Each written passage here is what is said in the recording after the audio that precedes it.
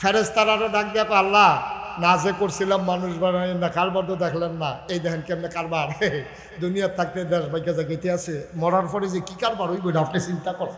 ওই যে ইন্ডিয়ার তারা কইছে বাংলাদেশে মিলে ডুব খেলাইব, ব্রাহ্মণবাড়িয়ার ফলাফাইনে কইছে ডুবতে ঢুকতে দিছা বাউনবেড়া দিয়ে ডুব কেন। তো এই ফলাফাইন এগুল দিয়ে কেউ বাউনবেড়ার ইতান্ডের মতো, হ্যাঁ আমরা এগুল দিয়ে আইও যাইতা লইলে টের পাইবা কই যাইতে আছে। মুসলমানের জাতির পিতা ইব্রাহিম যেমন করেই চাপিয়ে দিতে চাও, মুসলমান অন্য কাউকে জাতির পিতা মানে না, ঠিক কিনা? আইন করে করে অনেক কিছু করা যায়, পলিথিন বন্ধ করা যায়, আইন করে করে বাল্য বিবাহ বন্ধ করা যায়, আইন করে করে প্রকাশ্য দিবালুকে সিগারেট খাওয়া বন্ধ করা যায়, কিন্তু আইন করে মানুষের হৃদয় জয় করা যায় না, ঠিক কিনা? আইন করে করে ইচ্ছে করলেই মানুষের হৃদয়কে জয় করা যায় না, এর প্রমাণ দেওয়ার দরকার নাই। বর্তমান জমানা প্রেক্ষাপটই তার বড় প্রমাণ, ঠিক কিনা? 15টা বছর এমন করে শাসন করার পরে এত উন্নয়ন, মেট্রো রেল, পদ্মা সেতু, কত কিছু, রামপাল বিদ্যুৎ কেন্দ্র, পরমাণু কেন্দ্র, এত কিছু করার পরেও মাটির তলে দিয়া গাড়ি যোগ্য, পানির তলে দিয়া এত কিছু করার পরেও রান্না করা ভাতগুলা খাইয়া যাইতে পারে নাই, ঠিক কিনা? কারণ হৃদয়ে জায়গা করে নাই, স্থাপনা দিয়া ওই জায়গা করতে চেয়েছে, স্থাপনার জায়গায় স্থাপনা রয়েছে, যেই মানুষগুলো এগুলো আর নাই, ঠিক কিনা বলে? পৃথিবীর ইতিহাসে আপনি পর্যালোচনা করে দেখবেন, পৃথিবীর ইতিহাস যেদিন থেকে সভ্য পৃথিবী শুরু হয়েছে, রাষ্ট্রীয় অবকাঠামো শুরু হয়েছে, দেশ হয়েছে, যেদিন থেকে এই ইতিহাসের পাতা খুঁজে খুঁজে দেখেন, কোথাও কোথায় যেখানেই সরকার বদল হয়েছে, হয় ভোটের মাধ্যমে, বিপ্লবের মাধ্যমে, মৃত্যুর মাধ্যমে, যেভাবেই সরকারের বদল হোক, একসাথে 330 জন মেম্বার অফ পার্লামেন্ট, আমলা কামলা বদুল্লা, র্যাব, গোয়েন্দা কর্মচারী কর্মকর্তা, ব্যবসায়ী, বুদ্ধিজীবী, দার্শনিক, এই সবগুলা কর্মকর্তা, সাংবাদিক একসাথে পালিয়ে গেছে, পৃথিবীর ইতিহাসে নাই, ঠিক কিনা?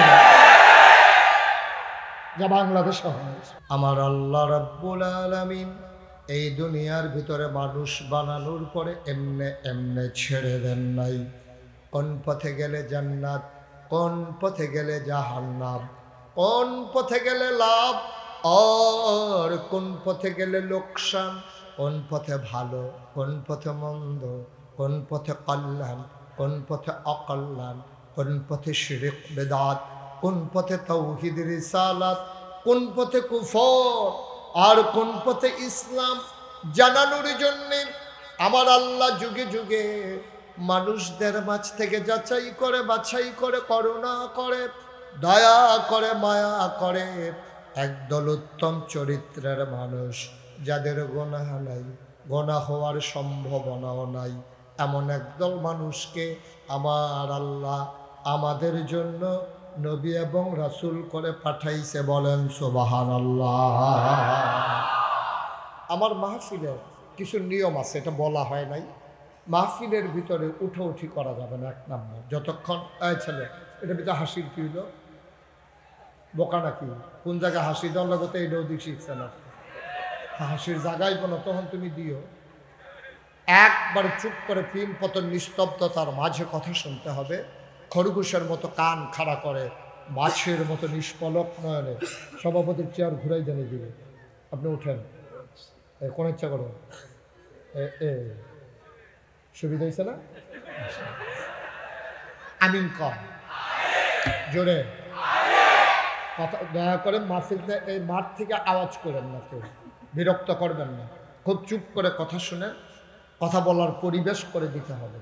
আপনারা আওয়াজ করলে আমি কথা বলতে পারবো না, এজন্য উঠাউঠি বন্ধ। বলছিলাম যাদের মোবাইল ধরে রেখেছো মোবাইলগুলো বন্ধ করো। সবাই বুঝছে, শুধু তে সারা তে বুঝছে না, এটা বন্ধ করো মোবাইল। আপনি পাশে যে বৈশা বৈশা কি করতে আছেন, আপনি তারে লইয়া পড়েন না কেটে তারে,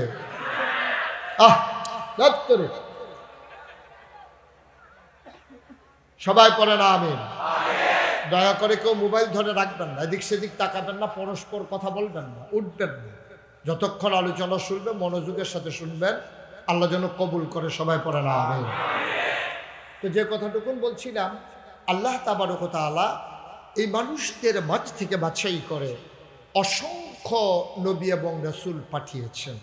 এই নবীদের মাঝে যিনি সবার সেরা, যিনি সবার শেষ, যিনি রাহমাতুল্লিল আলামিন, ইমামুল মুরসালিন, খাতামুন নবিয়্যিন, রাহমাতুল্লিল আলামিন, তিনি নবী মুহাম্মদুর রাসূলুল্লাহ সাল্লাল্লাহু আলাইহি ওয়াসাল্লাম। নবীর নাম শুনলে কি পড়তে হয়? দুই একবার না বারবার, দুই একদিন না প্রতিদিন, দুই এক সপ্তাহ না প্রতি সপ্তাহ, দুই এক মাস না 12 মাস, দুই এক বছর না সারা জীবন আমরা পড়ব সাল্লাল্লাহু আলাইহি ওয়াসাল্লাম। এই নবী অসংখ্য নবী, 1,24,000, মতান্তরে 2,24,000। বলে যে অনেক অসংখ্য নবী বেশি বুঝাইতে গিয়া 1,24,000 অথবা 2,24,000 বলা হয়েছে। যত নবী এবং রাসূল এসেছেন তাদের মাঝে মাত্র 25 জনের নাম আল্লাহ কোরআনে উঠিয়ে দিয়েছেন। বলেন সুবহানাল্লাহ। কয়জন? 25 জনের নাম কোরআন শরীফের ভিতরে আছে। সুবহানাল্লাহ কোন? এর ভিতরে এক একজন নবীকে আল্লাহকে একটা নিয়ামত দিয়েছেন, স্পেশাল কোয়ালিটি, অনন্য বৈশিষ্ট্য, শরীয়তের ভাষায় যারে বলে মুআজিজা। এক একজনকে এক একটা দিয়েছেন। আদম সফিউল্লাহ, আবুল বাশার, নূহ, আদমে সানি, ইব্রাহিম, খলিলুল্লাহ, ইসমাইল, জবিউল্লাহ, মুসা, কালিমুল্লাহ, ঈসা, রূহুল্লাহ। সুলাইমান নবীর দিলেন রাজত্ব, দাউদ নবীর দিলেন সুন্দর কণ্ঠ, ইউসুফ নবীর দিলেন সুন্দর চেহারা। সুবহানাল্লাহ কয় না? এখন আমরা পলাশের মানুষ, আমরা নরসিংদীর মানুষ, আমরা জানতে চাই মাওলা ও রব্বে করিম, সব নবীরে সব দিলা, আমার নবীরে কি দিলা? মাইক বাড়ালেই মাইক ভালো না, মাইক বাড়িয়ে রাখলেই ভালো না, কেনকেনে আওয়াজ যেন না দেয়। আর একটু কমাও, একটু শ্রুতিমধুর করে, স্মুথ করে দাও আওয়াজটা, একটু স্মুথ, যেন আওয়াজটা সবাই শুনে মজা পায়, এমন করে করে দাও। আমিন বলেন, জোরে বলেন, আর জোরে। এখন সব নবীরে সব বৈশিষ্ট্য দিয়েছেন। এখন আমাদের নবী তো শেষ নবী, তা আমাদের জানতে মন চায় না। আল্লাহ সব নবীরে সব দিলেন, আমার নবীরে কি দিলেন জানতে মন চায় না কি চায় না? দাউদ নবীর সুন্দর কণ্ঠ আমার নবীর মাঝে আছে নাকি নাই? দাউদ নবী যখন তেলাওয়াত করতেন জাবুর, মানুষ তাকিয়ে দেখত, মনে করেন পলাশ মসজিদের ভিতরে দাউদ নবী বসে বসে জাবুর তেলাওয়াত করে। পুরুষ মহিলা মেল ফ্যাক্টরির শ্রমিকরা সবাই কাছ থেকে বের হয়ে দেখে মসজিদের উপরে অনেকগুলো পাখি জমে আছে। অবাক বিস্ময়ে তারা তাকিয়ে আছে, এত পাখি মসজিদের উপরে কেন? সবাই গিয়ে দেখে পাখিগুলো ওই মসজিদের উপরে বসে বসে দাউদ নবীর জাবুরের তেলাওয়াত শুনে। দাউদ নবীর তেলাওয়াত শুনতেন পাখিরা, দাউদ নবীর তেলাওয়াত শুনতেন সমুদ্রের মাছেরা। আমার নবীর তেলাওয়াত শুনে কারা? আইন করে দেওয়া হলো, কোন কাফের মুহাম্মদের বাড়িতে গিয়া কোরআনের তেলাওয়াত শুনতে পারবা না। দারুন নাদোয়ায় সিদ্ধান্ত হলো, তৎকালীন সংসদের নাম দারুন নাদোয়া। আবু জেহেল, আবুল আহাব, উতবা, সাইবা, মুগীরা সবাই মিলে একমত হলো, আমরা কেউ এই মুহাম্মদের কোরআন তেলাওয়াত শুনব না। এই পর্যন্ত যারাই শুনেছে তার মধুর তেলাওয়াত আর ঐশী বাণী শোনার কারণে অনেক মানুষ ইতিমধ্যে মুসলমান হয়ে গেছে। আমরাও যদি শুনতে শুনতে নেতারা যদি মুসলমান হয়ে যায় তাহলে তো সর্বনাশ। সিদ্ধান্ত হলো কেউ শুনবা না। নবীজি সারা রাত শেষ রাত্রে ঘুম থেকে উঠে তাহাজ্জুদের ভিতরে মজা করে কোরআন তেলাওয়াত করছেন। পাখিগুলো ঘুমিয়ে পড়েছে আপন নীড়ে, গরুগুলো গোয়াল ঘরে, বাওয়ারিশ কুকুরগুলো নিরাপদ আশ্রয়ে প্রিয়তম স্বামী প্রিয়তমা স্ত্রীকে নিয়ে ঘুমায়।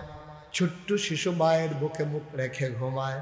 কেউ জাগ না নাই, আমার নবী জেগে গেছেন, মাওলা শুনছেন, কারণ আমার নবী কখনো ঘুমান না। লা তা'খুযুহু সিনাতুন ওয়ালা নাওম। ঘুম তো দূরের কথা, ঘুমের আগে যে ঝিমুনি আমার আল্লাহকে ছুঁইতেও পারে না। বলো সুবহানাল্লাহ। আল্লাহ তো ঘুমানি না, আর আমার নবী ঘুম শেষে শেষ রাত্রে জেগে উঠলেন।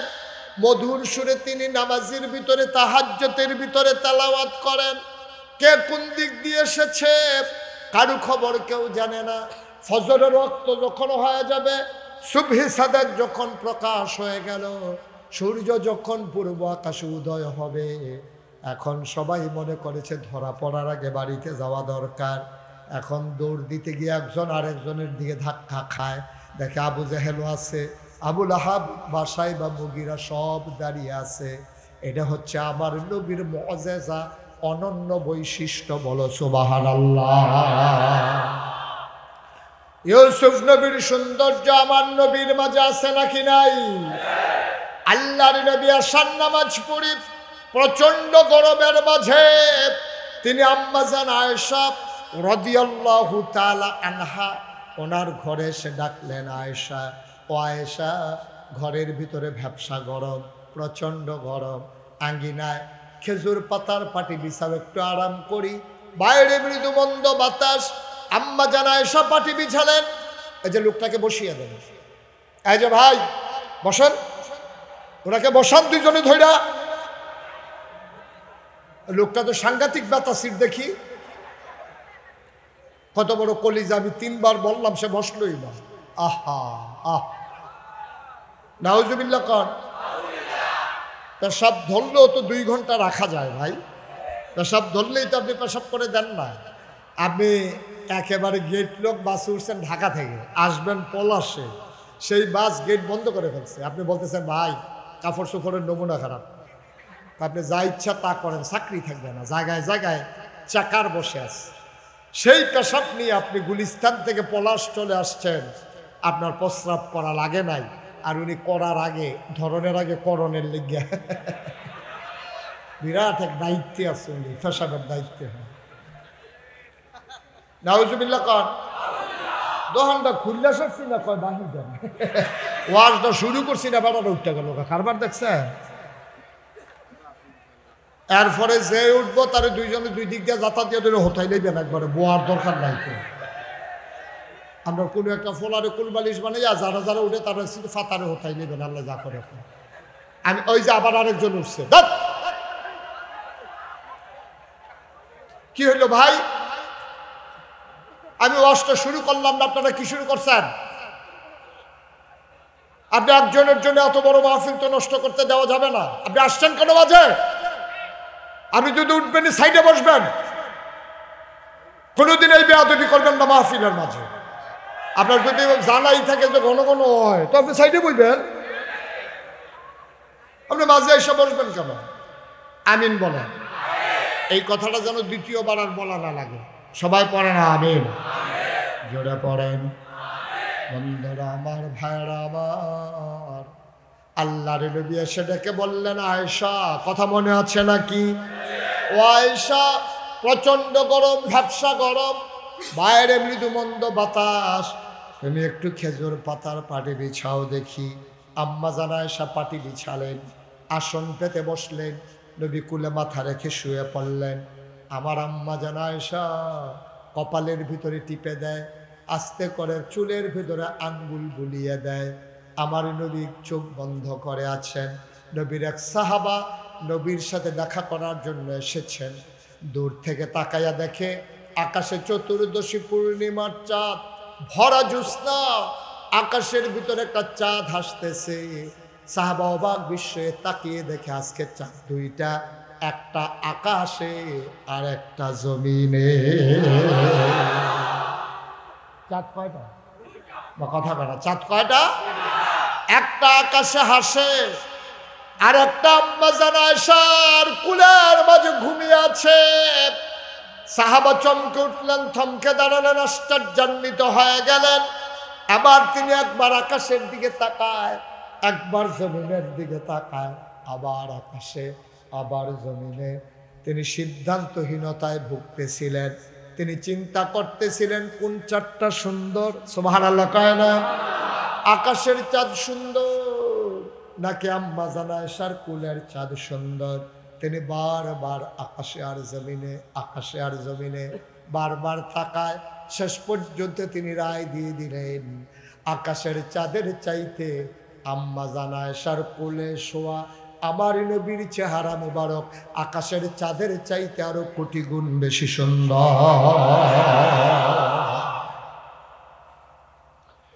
মুসলমান, মন দিয়ে শুনুন, গভীর মনোযোগ। এই নবীজিকে আল্লাহ তাবারক ওয়া তাআলা সবার শেষে পাঠাইলেন।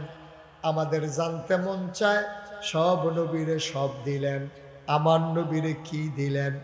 আমরা যখন জানতে চাইলাম, সাহাবিন, তাবেঈন, তাবে তাবেঈন, উম্মাহাতুল মুমিনিন, আইম্মায়ে মুজতাহিদিন, আইম্মায়ে শরীয়ত, আইম্মায়ে তরিকত, সালফে সালিহিন, উলামায়ে মুতাকাদ্দিমিন, মুতাআখিরিন, ইমাম সাহেবান, মুফাসসিরিনে কেরাম, মুফতিয়ান আযম, উলামায়ে কেরাম সবাই মিলে কয়, শুনো শুনো শুনো, 1,24,000 বলো আর 2,24,000 বলো, সকল নবী এবং রাসূল মিলে যা আমার নবীজি একাই তা।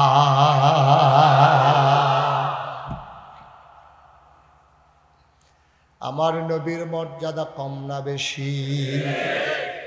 এই নবী তোমার আমার নবী।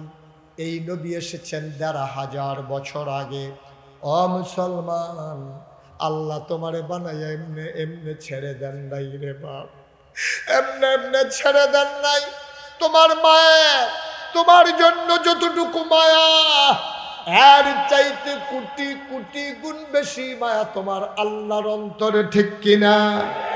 সন্তান যখন মা মা মা বলে ডাক দেয়, মা হাতের কাজ ফেলে সন্তানকে কুলে জলা তুলে নেয়ার জন্য দৌড় দেয়। আহারে মা, মায়ের মনের ভিতরে কতটুকুন মায়া। মায়াকে আল্লাহ 100 ভাগ করেছেন, 99 ভাগ মায়া স্বয়ং আল্লাহর, বাকি 1 ভাগ মায়া সমস্ত মাখলুকাতকে আল্লাহ দান করেছেন। পৃথিবীর যত মা আছে, পৃথিবীর যত মায়ের ভিতরে যত জানোয়ার আছে, মানুষের ভিতরে যত মা আছে, মানুষের ভিতরে যত বাবা আছে, জানোয়ারের ভিতরে যত বাবা মা, সবার অন্তরে যত মায়া, এটা হলো 1 ভাগ, আর বাকি 99 ভাগ স্বয়ং আল্লাহর, ঠিক কিনা? সামান্য একটু মায়া, হ্যাঁ, কতটুকু মায়া? এই মায়াটা 1 ভাগ মায়া সবার মাঝে ভাগ করে দিছে। এবার বুঝেন, একজনের অন্তরে কেজি খানেক করে পড়ছে। আমার কথা না, 1 কেজি করে পড়ছে। কেজি কি, সোডা কি, আর 100 গ্রাম আর 1 গ্রাম কি? আমার মনে হয় মায়ার কিন্তু লাগাই নিচ্ছে আর কি, এই দিয়ে তো সহ্য করুন যায়, ঠিক কিনা কর? সন্তান যখন মা মা বলে ডাক দেয়, মা পেরেশান হয়ে যায়। আমি এমন করে দেখেছি, শীতের বেলা, বিকেল বেলা, শীতের দিনে বিকেল বেলা, ওই মানুষ যখন বাজার থেকে গাভী কিনে, গাভীটা হাঁটতে চায় না। অনেক মানুষ দেখেছি গাভীর বাছুরটারে কাঁধে নিয়ে সামনে সামনে হাঁটে, ঠিক কিনা? আমি বললাম, ভাই, বাছুরটারে কাঁধে নিয়ে আপনি হাঁটেন কেন? কয়, এই জন্য গাভীটারে আর ধাক্কানো লাগে না, বাছুর যেদিকে যায় বাছুরের মায় গাভীও যায়। বাছুর নিয়ে যদি মানুষটা শীতের বেলা পানিতে নেমে যায়, গাভীটাও পানিতে নেমে যায়। ও মুসলমান, এতটুকুন মায়া পাওয়ার পরে ওই গাভীর যদি এমন লাগে, এতটুকুন মায়া পাওয়ার পরে মায়ের যদি এমন লাগে, আবার চিন্তা করে দেখো, আমার আল্লাহকে যখন বান্দা আল্লাহ বলে ডাক দেয়, যখন বলে লা ইলাহা ইল্লাল্লাহ, হাদিস শরীফে এসেছে, ওই আকাশের ভিতরে নূরের একটা খুঁটি আছে, ওই খুঁটিটা থরথর করে কাঁপতে থাকে। খুঁটিকে জিজ্ঞেস করে, আল্লাহ তুমি কাঁপো কেন? কয় পলাশের জমিনে এই ধগা ময়দানে মানুষগুলো লা ইলাহা ইল্লাল্লাহ জিকির করে, এই জিকিরের ধাক্কায় সে আমার গায়ে লাগে। সুবহানাল্লাহ কয় না? ওই জিকিরের ধাক্কায় সে আমার গায়ে লাগে, আমার গায়ে লাগার কারণে আমি কাঁপতেছি।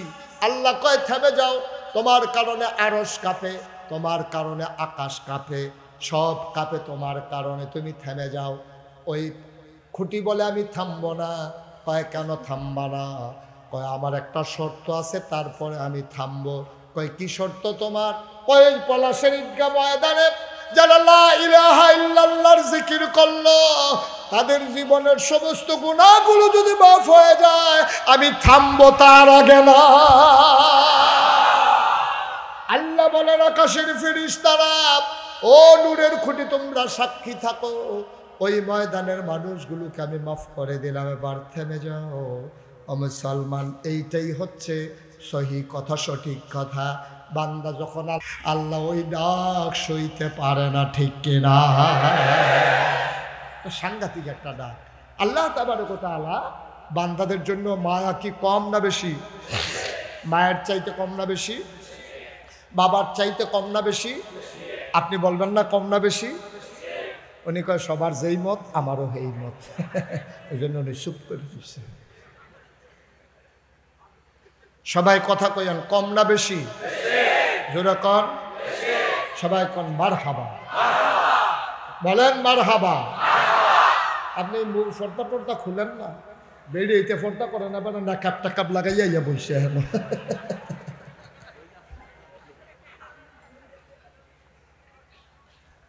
আল্লাহ তাবারক ওয়া তাআলার মায়া অন্তরে বেশি থাকার কারণে খুব খেয়াল করেন, একটা মানুষ জাহান্নামে যাক আল্লাহ চান না, ঠিক কিনা কন?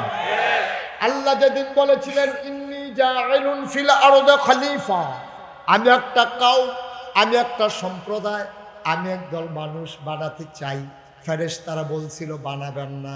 আল্লাহ বলেছিলেন ইন্নী আ'লামু মা লা তা'লামুন, আমি যা জানি তোমরা তা জানো না। মানুষ বানানো হয়ে গেল।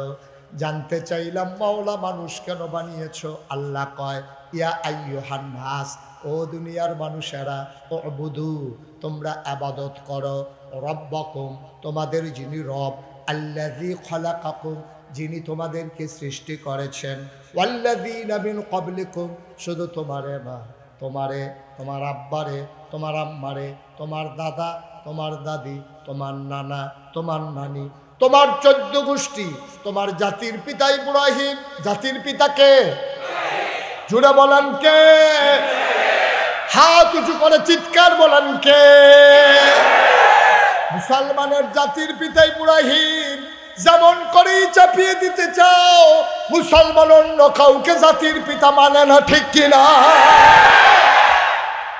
আইন করে করে অনেক কিছু করা যায়, পলিথিন বন্ধ করা যায়, আইন করে করে বাল্য বিবাহ বন্ধ করা যায়, আইন করে করে প্রকাশ্য দিবালুকে সিগারেট খাওয়া বন্ধ করা যায়, কিন্তু আইন করে মানুষের হৃদয় জয় করা যায় না, ঠিক কিনা? আইন করে করে ইচ্ছে করলেই মানুষের হৃদয়কে জয় করা যায় না, এর প্রমাণ দেওয়ার দরকার নাই। বর্তমান জমানা প্রেক্ষাপটই তার বড় প্রমাণ, ঠিক কিনা? 15টা বছর এমন করে শাসন করার পরে এত উন্নয়ন, মেট্রো রেল, পদ্মা সেতু, কত কিছু, রামপাল বিদ্যুৎ কেন্দ্র, পরমাণু কেন্দ্র, এত কিছু করার পরেও মাটির তলি দিয়া গাড়ি চলবে, পানির তলি দিয়া এত কিছু করার পরেও রান্না করা ভাতগুলা খাইয়া যাইতে পারে নাই, ঠিক কিনা? কারণ হৃদয়ে জায়গা করে নাই, স্থাপনা দিয়া ওই জায়গা করতে চেয়েছে, স্থাপনার জায়গায় স্থাপনা রয়েছে, যেই মানুষগুলো এগুলো আর নাই, ঠিক কিনা বলেন?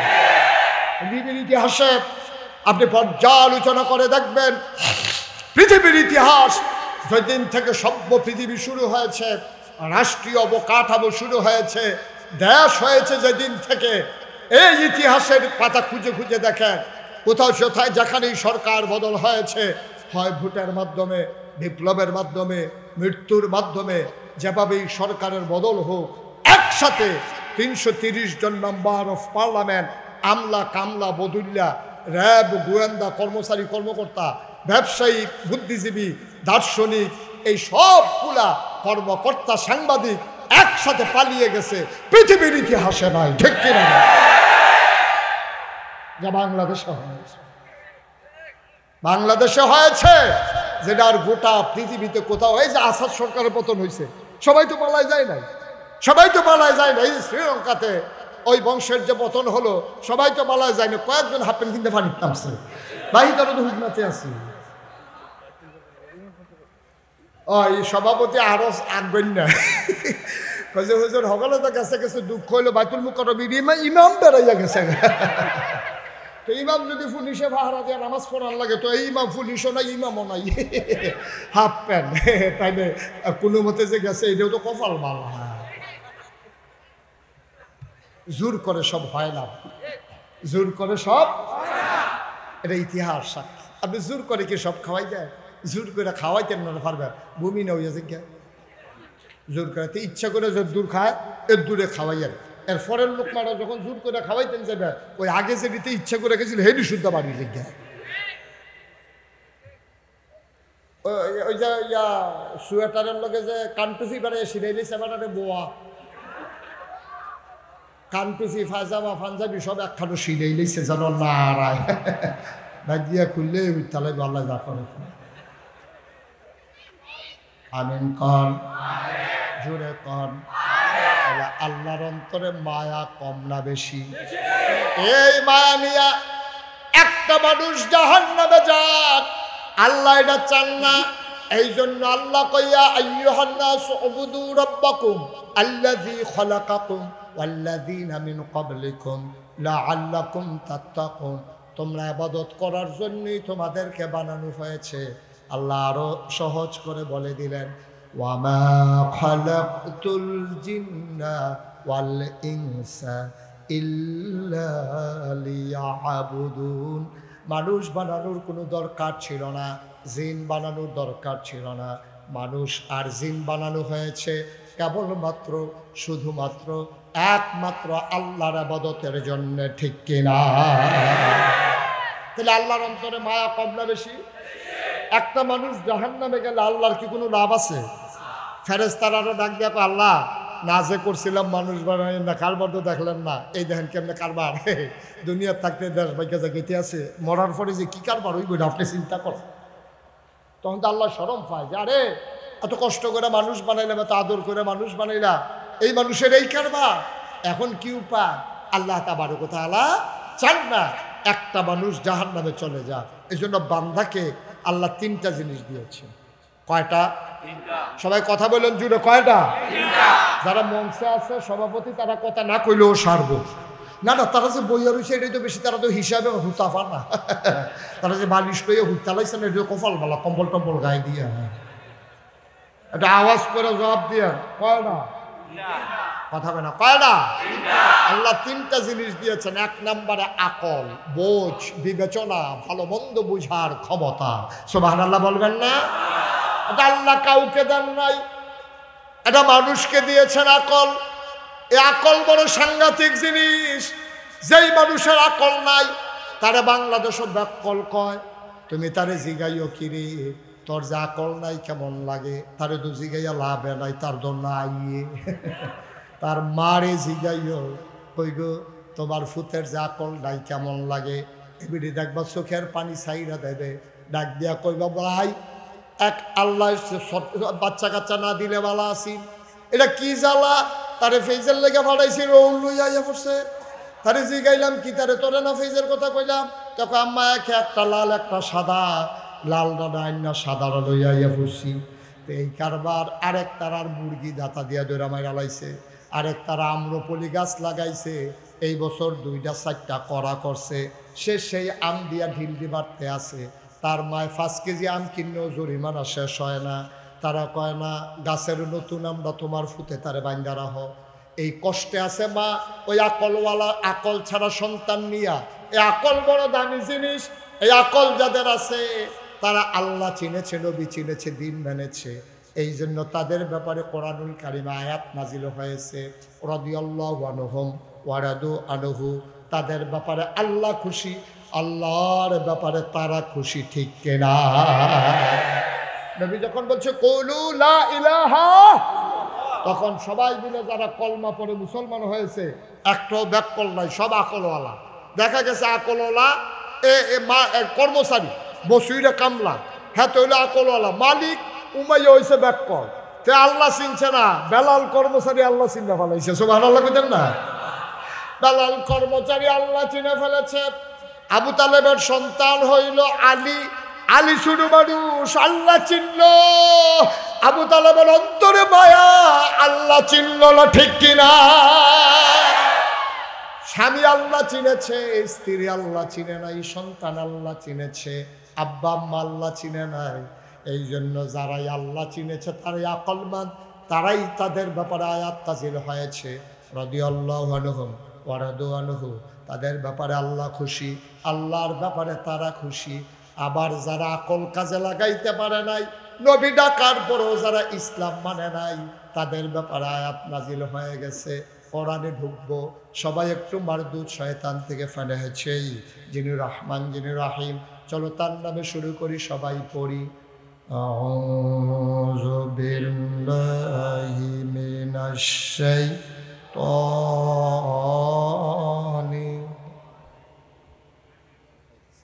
বিসমিল্লাহির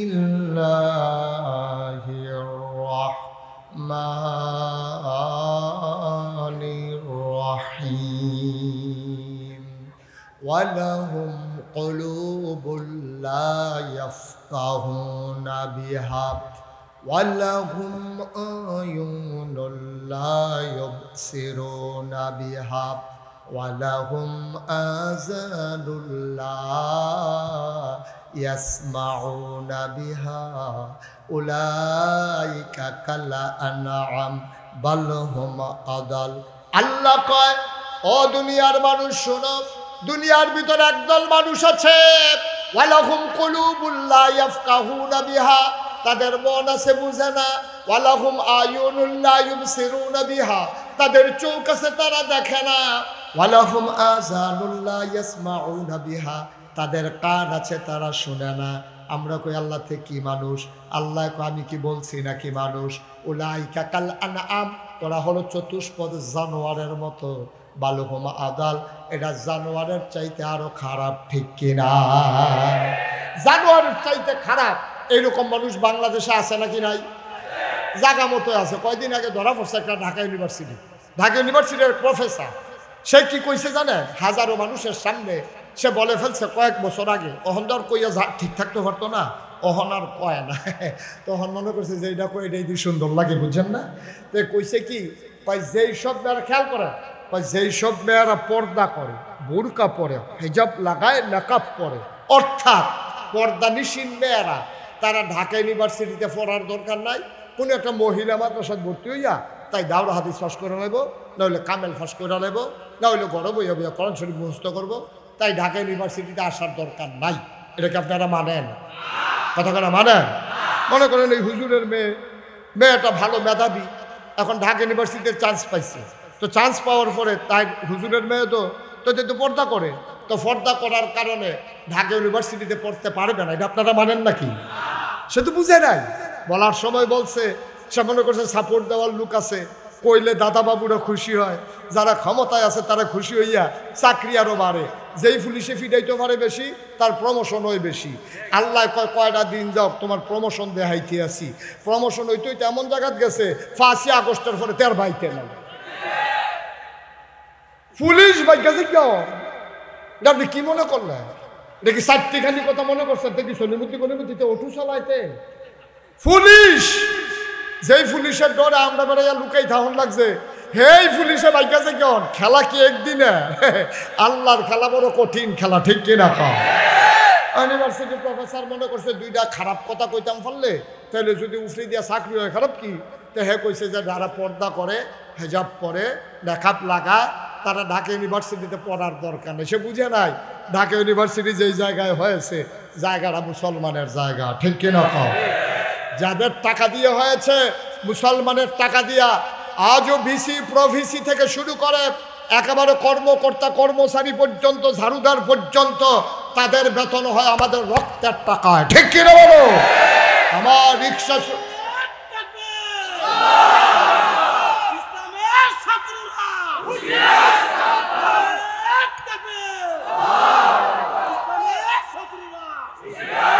এই যে ভাই, এই যে একটু বসতে হবে, ওকে ফাইন একটু বসেন।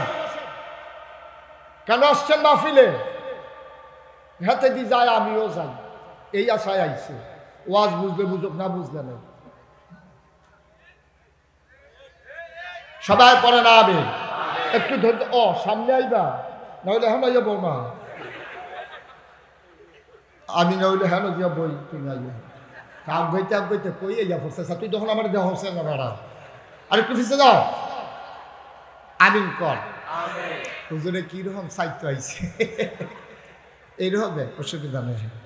মার হাবা কও, জোরে কন মার হাবা।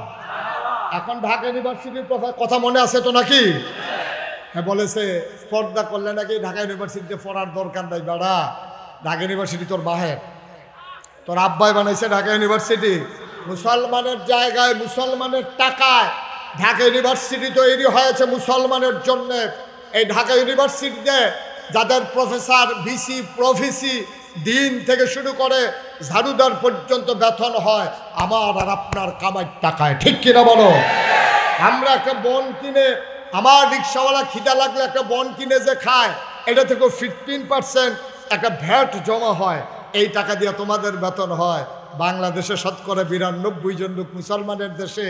তুমি মুসলমানের টাকায় বেতন খাইয়া তুমি মুসলমানের ফরজ বিধান পর্দার বিরুদ্ধে কথা বলো। আমি বলেছি তুমি আন্দাজ করতে পারো নাই, এই বাংলাদেশে শতকরা 92 জন লোক মুসলমান। হক্কানি পীর মাশায়েখেরা, আলেম ওলামারা এই দেশের মানুষগুলোকে নাইনটির বদলে লুঙ্গি পরা শিখিয়েছে, হরে রামের জায়গায় কলমা পড়তে শিখিয়েছে, শ্রীর জায়গায় মোহাম্মদ লিখতে শিখিয়েছে, টিকির বদলে টুপি পড়তে শিখিয়েছে। এই মুসলমানেরা আশার নামাজ পড়ে, দুরুদ পড়তে পড়তে ঘুমোতে যায়। এই মুসলমানেরা ফজরের আজান শুনলে আবার ঘুম ভাঙ্গে। এই মুসলমানের দেশে ঢাকা রাজধানীতে শীততাপ নিয়ন্ত্রিত কক্ষে বসে পুলিশ পাহারায় ইসলামের বিরোধিতা করা সহজ।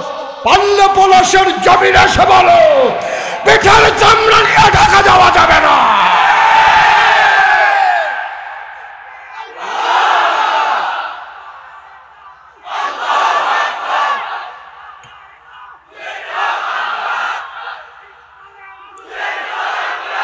সবাই পড়ে না আমিন, জোরে পড়ে না আমিন। ইসলাম তামাশার জিনিস না। হুজুর দেখলেই টিটকারি মারবা। হুজুরে আস্তে আটলেও দোষ, জুড়ে উঠলেও দোষ। হুজুরে আস্তে আটতে আছে, কয় হুজুর দাওয়াত নাই। একটু জুড়ে আটতে আছে, হুজুর আজ কয় না। আস্তে আটলেও দোষ, জুড়ে আটলেও দোষ। হুজুরের শরীরে একটু মোড়া, দেখলে টিটকারি মারে। হুজুর দরজা দিয়া ঢুকেননি। হুজুরের দরজা দিয়া ঢুকবো না, হইলে টিন খুললে উফরি দিয়া পড়বো। তোর সমস্যা কিটা? তুই তো হগিন্নি বাড়িরে ভিক্ষা দিচ্ছ, তুই হুজুরের দাওয়াতের খবর লস কি তুই? তবে আমরা চিনি না, তুই তার ডাকের নমুনায় মনে হয় হুজুরে তার দুলাভাই হয়। হুজুরে টিটকারি মারো দেখলেই মজার জায়গা পাইয়া লাইছ না, সেই দিন শেষ। হুজুর দেখলেই টিটকারি মারবা। মসজিদের মিম্বারগুলোতে যখন দেখ হকের কথা হয়, পরের সপ্তাহে এসে দেখে হুজুর চাকরি নাই। মসজিদ এই মাহফিলের মঞ্চগুলো থেকে এই শতকরা 92 জন বাংলাদেশ মুসলমানের দেশে তোমরা বেয়াজ্জতি করে আলেম ওলামাকে সামনে থেকে মাইকগুলো কেড়ে নিয়েছো। ঠিক কিনা বলো? আমি বলেছি সেই দিন আর নাই, জবাব হবে। যদি কোনো বাধা আসে পাল্টা আঘাত হবে। সবালে সবালে জবাব, 50-50 ছেড়ে দেওয়া হবে না। ঠিক কিনা বলো? অনেক হয়েছে তামাশা রান্না, ছেড়ে দেওয়া হবে না। তুমি মসজিদের সভাপতি, তুমি তো হলে কর্মচারী, তুমি হুজুরের বেতন দাও, তুমি হইলে হুজুরের কর্মচারী। ইমাম হচ্ছে বাদশাহ, ইমামের কথায় তুমি হাত তুলে হাত বাঁধো। তুমি আল্লাহু আকবার বললে ইমাম কইছে আল্লাহু আকবার, তুমি বেহা হইয়া গেছো সোজা বেড়ায়। উমামে কইছে সামি আল্লাহু লিমান হামিদা, তুমি বাঁকা বেড়া সোজা হইয়া খাড়াই গেছো। ইমাম বলছে আল্লাহু আকবার, তুমি সাজদায় চলে গেছো। ইমামের কথায় তোমার মতো মন্ত্রী এমপি সুজার বাঁকা হও, উঠবস করো। সুতরাং ইমামের কথাই সমাজ চলবে। ঠিক কিনা বলো? মস্কারার দিন শেষ। সেই দিন একেবারেই শেষ হয়ে গেছে, এতবার দুধ দিয়া খায়, দুধ দিয়ে খায়, লাস্টের দুধটা কষালন দিয়ে তো শুরু হয়ে করছে দুধ দিয়া, তো ভর্তাবাজি দিয়ে খাইবো কেন তুই যদি শুরু হয়ে করিস দুধ দিয়ে। সেই দিন আর নাই, মগের বন্দুক পেয়ে গেছে। নাউজুবিল্লাহ কন, জোরে কন নাউজুবিল্লাহ। কয়টা জিনিস না আল্লাহ দিছে, ভুলে গেছেন কয়টা? এক নম্বরে হ্যাঁ সচেতন শ্রোতা আছে, জোরে কইেন সবাই, হুজুররা যারা আপনারা পক্ষে কইছি আওয়াজ দিয়েন। কয়টা কয়টা? এক নম্বরে বোঝ, বিবেচনা, ভালো মন্দ বোঝার ক্ষমতা। এই আকল যে কত দাম। অনেক মানুষ আছে দেখবেন অন্ধ আকল আছে, অনেক মানুষ আছে দেখবেন হাত আছে, ফাও আছে, নাক আছে, চোখ আছে, মুখ আছে, ব্যাকল আছে নাকি নাই? তো দবদব্য সুন্দর আলুর মতো, তো বেড়ানা বেড়ি কোনে যায় না, তো আইসাই না কান্দে বুঝাই যায় না, তো এমন এক চেহারার নমুনা, তো আইসাইতেছে না কান্দতে আছে তার ধরনে যায় না। মানুষের জিগা তুই আইসাস না কান্দাস, আরেকবার তার নমুনা এইরকম। সুতরাং এরকম অনেক মানুষ আছে, সব আছে কিন্তু আকল নাই। এই মানুষটার কি কোনো দাম আছে? অনেক মানুষ আছে একটা পা নাই, আকল আছে। অনেক মানুষ আছে চোখ নাই, আকল আছে। আমার বাসা কুমিল্লা শহরে, আমার বাসায় কুমিল্লা শহরে একবার আমার এক বন্ধু আমার সাথে দেখা করার জন্য আসছে। তা আমার বন্ধু বলতেছে, দোস্ত আমি তো শহরে আসছি, তোমার সাথে দেখা করতে চাই, কোথায় দেখা করব? তাই বাসার সামনে যে মসজিদ আছে আমি বললাম যে ওই মসজিদে চলে আসো, আমরা একসাথে জোহরের নামাজ পড়ে দেখা হবে। তো আসছে, জোহরের নামাজ পড়ছে, পড়েছে, আমি বন্ধুর সাথে কথা বলতে বলতে বেরিয়ে গেছি। ওই মসজিদে নিয়মিত আমি শহরে থাকলে নামাজ পড়ি, তো ওই মসজিদের সামনে কিছু ভিক্ষুক বসা থাকে। তা একটা ভিক্ষুকের লোক আমার খুব খাতির, তার বিপদ আপদ হইলে, সমস্যা টমস্যা হইলে, জ্বর টর উঠলে, কাজ টাজ দিলে, তো আমি চেষ্টা করি তার সব কিছু করার জন্য। তো আমি যখন বন্ধুর সাথে কথা বলতে বলতে চলে আসছি, সে অন্ধ। তা আমি যে কথা বলতেছি সে শুনতেছি, কিন্তু আমার তো দেখতেছে না। তা আমি যখন তার সীমানা ফাড়িতে আসি, তাই ডাক দিয়া কো, হুজুর জায়গাইতে আছেন? আমি আরে না, আইতে আসছি।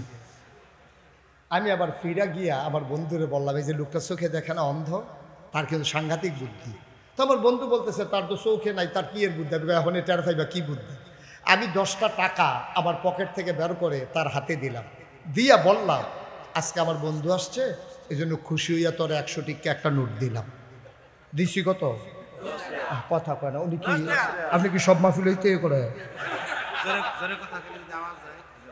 না কোন? আমি তো অনুমতি দিছি, আওয়াজ আয়ুক, দেখি আপনি কিরকম আওয়াজ করতেন পারেন, যেটা মানুষে বেরিয়ে হুলুক আপনার আওয়াজ। কয় টাকা দিছি? কইছি কত? করছি কি কাগজটা ধইরা এরকম কোনাটা আমি দেখি, তা জানি ঘুরান দিয়া ভিক্ষুকটা কইতাছে শয়তানি করে। আমি কি শয়তানি? কয় 10 টিকা।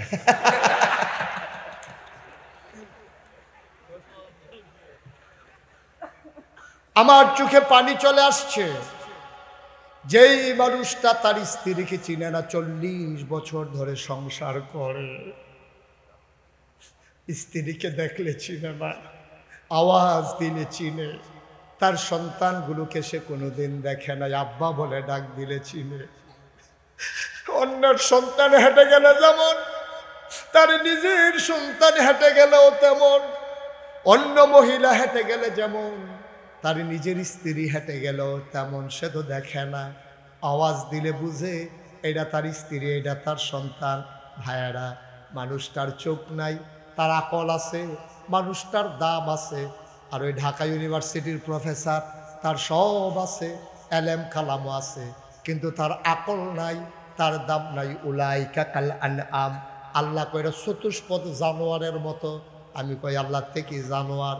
কারে না, জানোয়ারেরও কিছু বুঝ আছে, এই ব্যাকলের তাও নাই। এটা বালহুমা দল, এটা জানোয়ারের চাইতে আরো নিকৃষ্ট, ঠিক কিনা? তাহলে আকলের দাম কম না বেশি? আপনি মূর্খ হইতে পারেন, আপনি গরিব হতে পারেন, আপনি রিক্সাওয়ালা হতে পারেন, আপনি মেথর হতে পারেন, আপনি সামান্য মক্তবের হুজুর হতে পারেন, আপনি একটা মুয়াজ্জিন হতে পারেন, আপনি কোনো একটা কলকারখানার শ্রমিক হতে পারেন। আপনি যদি আকল কাজে লাগাইতে পারেন, ইন্না আকরামাকুম ইনদাল্লাহি আতকাকুম, তোমাদের ভিতরে মর্যাদা বেশি তার। কে পিসাব, কে লাটসাপ, কে মন্ত্রী, কে এমপি, কে শিল্পপতি, কে ভুইয়া, কে চৌধুরী, কে সরকার, কে খনকার, কে পেশকার, কে স্বর্ণকার, কে দফাদার, কে কন্ট্রাক্টর, কে চকিদার, কে কাস্টমার, এটার কোনো দাম নাই। দাম হইল তার কলিজায় আল্লাহর ভয় বেশি যার, ঠিক কিনা? এটা মুশতাক ফয়েজির ওয়াজ না, আল্লাহ নিজেই কয় আমি কিয়ামতের ময়দানে পদ পদবি দেখব না, কে প্রধানমন্ত্রী, কে ফিরসাব, কে লাটসাব, তোমরা এইগুলো চিনার জন্য ব্যবহার করো। কিয়ামতের ময়দানে আমি কাউকে কারো উপাধি ধরে নাম ডাকবো না, উপরস্থ নাম ধরে ডাকবো, বেশির চাইতে বেশি গোলাম বলে তোমারে ডাক দেব। আমি বলি আল্লাহ আমারে কোনো নাই ডাকেন না, আপনি গোলাম বলে একটা ডাক দিয়েন। যদি আল্লাহ গোলাম বলে স্বীকার করে নেয়, পলাশের মানুষ সাক্ষী থাকো, আমি সেই দিন ভাগ্যবান হয়ে যাব। কারণ আল্লাহ যদি গোলাম কয়, গোলামির বিনিময়ে জান্নাত আমারে দেওয়া লাগবেই লাগবে, ঠিক কিনা? যদি আল্লাহ কয় গোলামের ঘরের গোলাম, যদি আল্লাহ কয় গোলামের ঘরের গোলাম, তাইলে যাই না রাখবা তোমারও কপাল ভালো, তোমার আব্বারও কপাল ভালো, ঠিক কিনা? তোমার আব্বা জান্নাত পাবে, তুমিও জান্নাত পাবা। আল্লাহ তিনটা জিনিস দিয়েছেন, কথা মনে আছে নাকি? এক নম্বরে আকল, দুই নম্বরে হলো কোরআনুল কারীম। কোরআনুল বা কথা বলে কোরআনুল, এই কোরআন দিয়েছে তোমাকে, সিদ্ধান্ত জানিয়ে দিয়েছে, তোমার জন্য জীবন বিধান কোরআন দিয়েছে। আল্লাহ তাবারক ওয়া তাআলা কোরআনের ভিতরে 500 আয়াত রেখেছেন, যার নাম হলো আহকামুল কোরআন। কোরআনের বিধিবিধান সম্বলিত 500 আয়াত, এগুলো আমরা মেনে মেনে চলবো। যেমন আকিমুস সালাহ ওয়া আতুজ যাকাত, ইয়া আইয়ুহাল্লাযীনা আমানু কুতিবা আলাইকুমুস সিয়াম কামা কুতিবা আলাল্লাযীনা মিন ক্বাবলিকুম লাআল্লাকুম তাত্তাকুন ওয়ালিল্লাহি আলান নাসি হিজ্জুল বাইতি মান ইসতাতা ইলাইহি সাবিলা। এইরকম করে আল্লাহ তাবারক ওয়া তাআলা আমাদেরকে এই হুকুমের আয়াতগুলো দিয়েছেন। কোরআন সম্পর্কে লম্বা কথা না, এখানেই শেষ। 3 নম্বরে মহামূল্যবান যে জিনিসটি দিয়েছেন, তিনি হচ্ছেন নবী মুহাম্মদুর রাসূলুল্লাহ সাল্লাল্লাহু আলাইহি ওয়াসাল্লাম। কষ্ট হচ্ছে আপনাদের? কষ্ট হচ্ছে? আর সামান্য একটু, হ্যাঁ কি সামান্য একটু? আরে কি আর চলবো, আমারে লাগাই দিয়ে আপনারা ফলাফল গুতাইয়া তুললা দিবেন, হ্যাঁ তাইটা বাজ যাইব গা, কি আর চলবো? একটা লুকেরও তো টান দিয়ে হতাইতেন ফেললাম না, লাভ হইল কি? আস্তে আস্তে এগুল দিয়ে গরম আর এগুল দিয়ে যায় বেশি। ওই যে ইন্ডিয়ার তারা কইছে বাংলাদেশে মিলে ডুব খেলাইব, ব্রাহ্মণবাড়িয়ার ফলাফাইনে কইছে ঢুকতে ঢুকতে দিছা বাউনবেড়া দিয়ে ঢুকেন। তো এই ফলাফাইন এগুল দিয়ে কেউ বাউনবেড়ার ইতানের মতো, হ্যাঁ আমরা এগুল দিয়ে আইও যাইতা লইলে টের ফাইবা কই যাইতে আছে। মার হাবা কয় না রে, জোরে কয় না বার হাবা? কষ্ট হইতে আছে? একটু সুন্দর করে সবাই মিলে আরাম করে বসে সবাই করা আমিন। 3 নম্বরে মহামূল্যবান যাকে দিয়েছেন, তিনি নবী মুহাম্মদুর রাসূলুল্লাহ। কি নবীরে, একটু নবীর কথা আগেই বলে ফেলছিলাম, এবার আসো নবীর আর একটু চিনি। আমি বললাম মাওলা রাব্বা কারীম, আপনি নবীকে কি হিসাবে পাঠাইছেন? আমার ব্যাপারে তোমাদের ধারণা কি? আমি বলি আপনার ব্যাপারে ধারণা হইল আলহামদুলিল্লাহি রাব্বিল আলামিন, আপনি সমস্ত জগতের মালিক, এই জন্য আপনার প্রতি আমাদের সমস্ত প্রশংসা।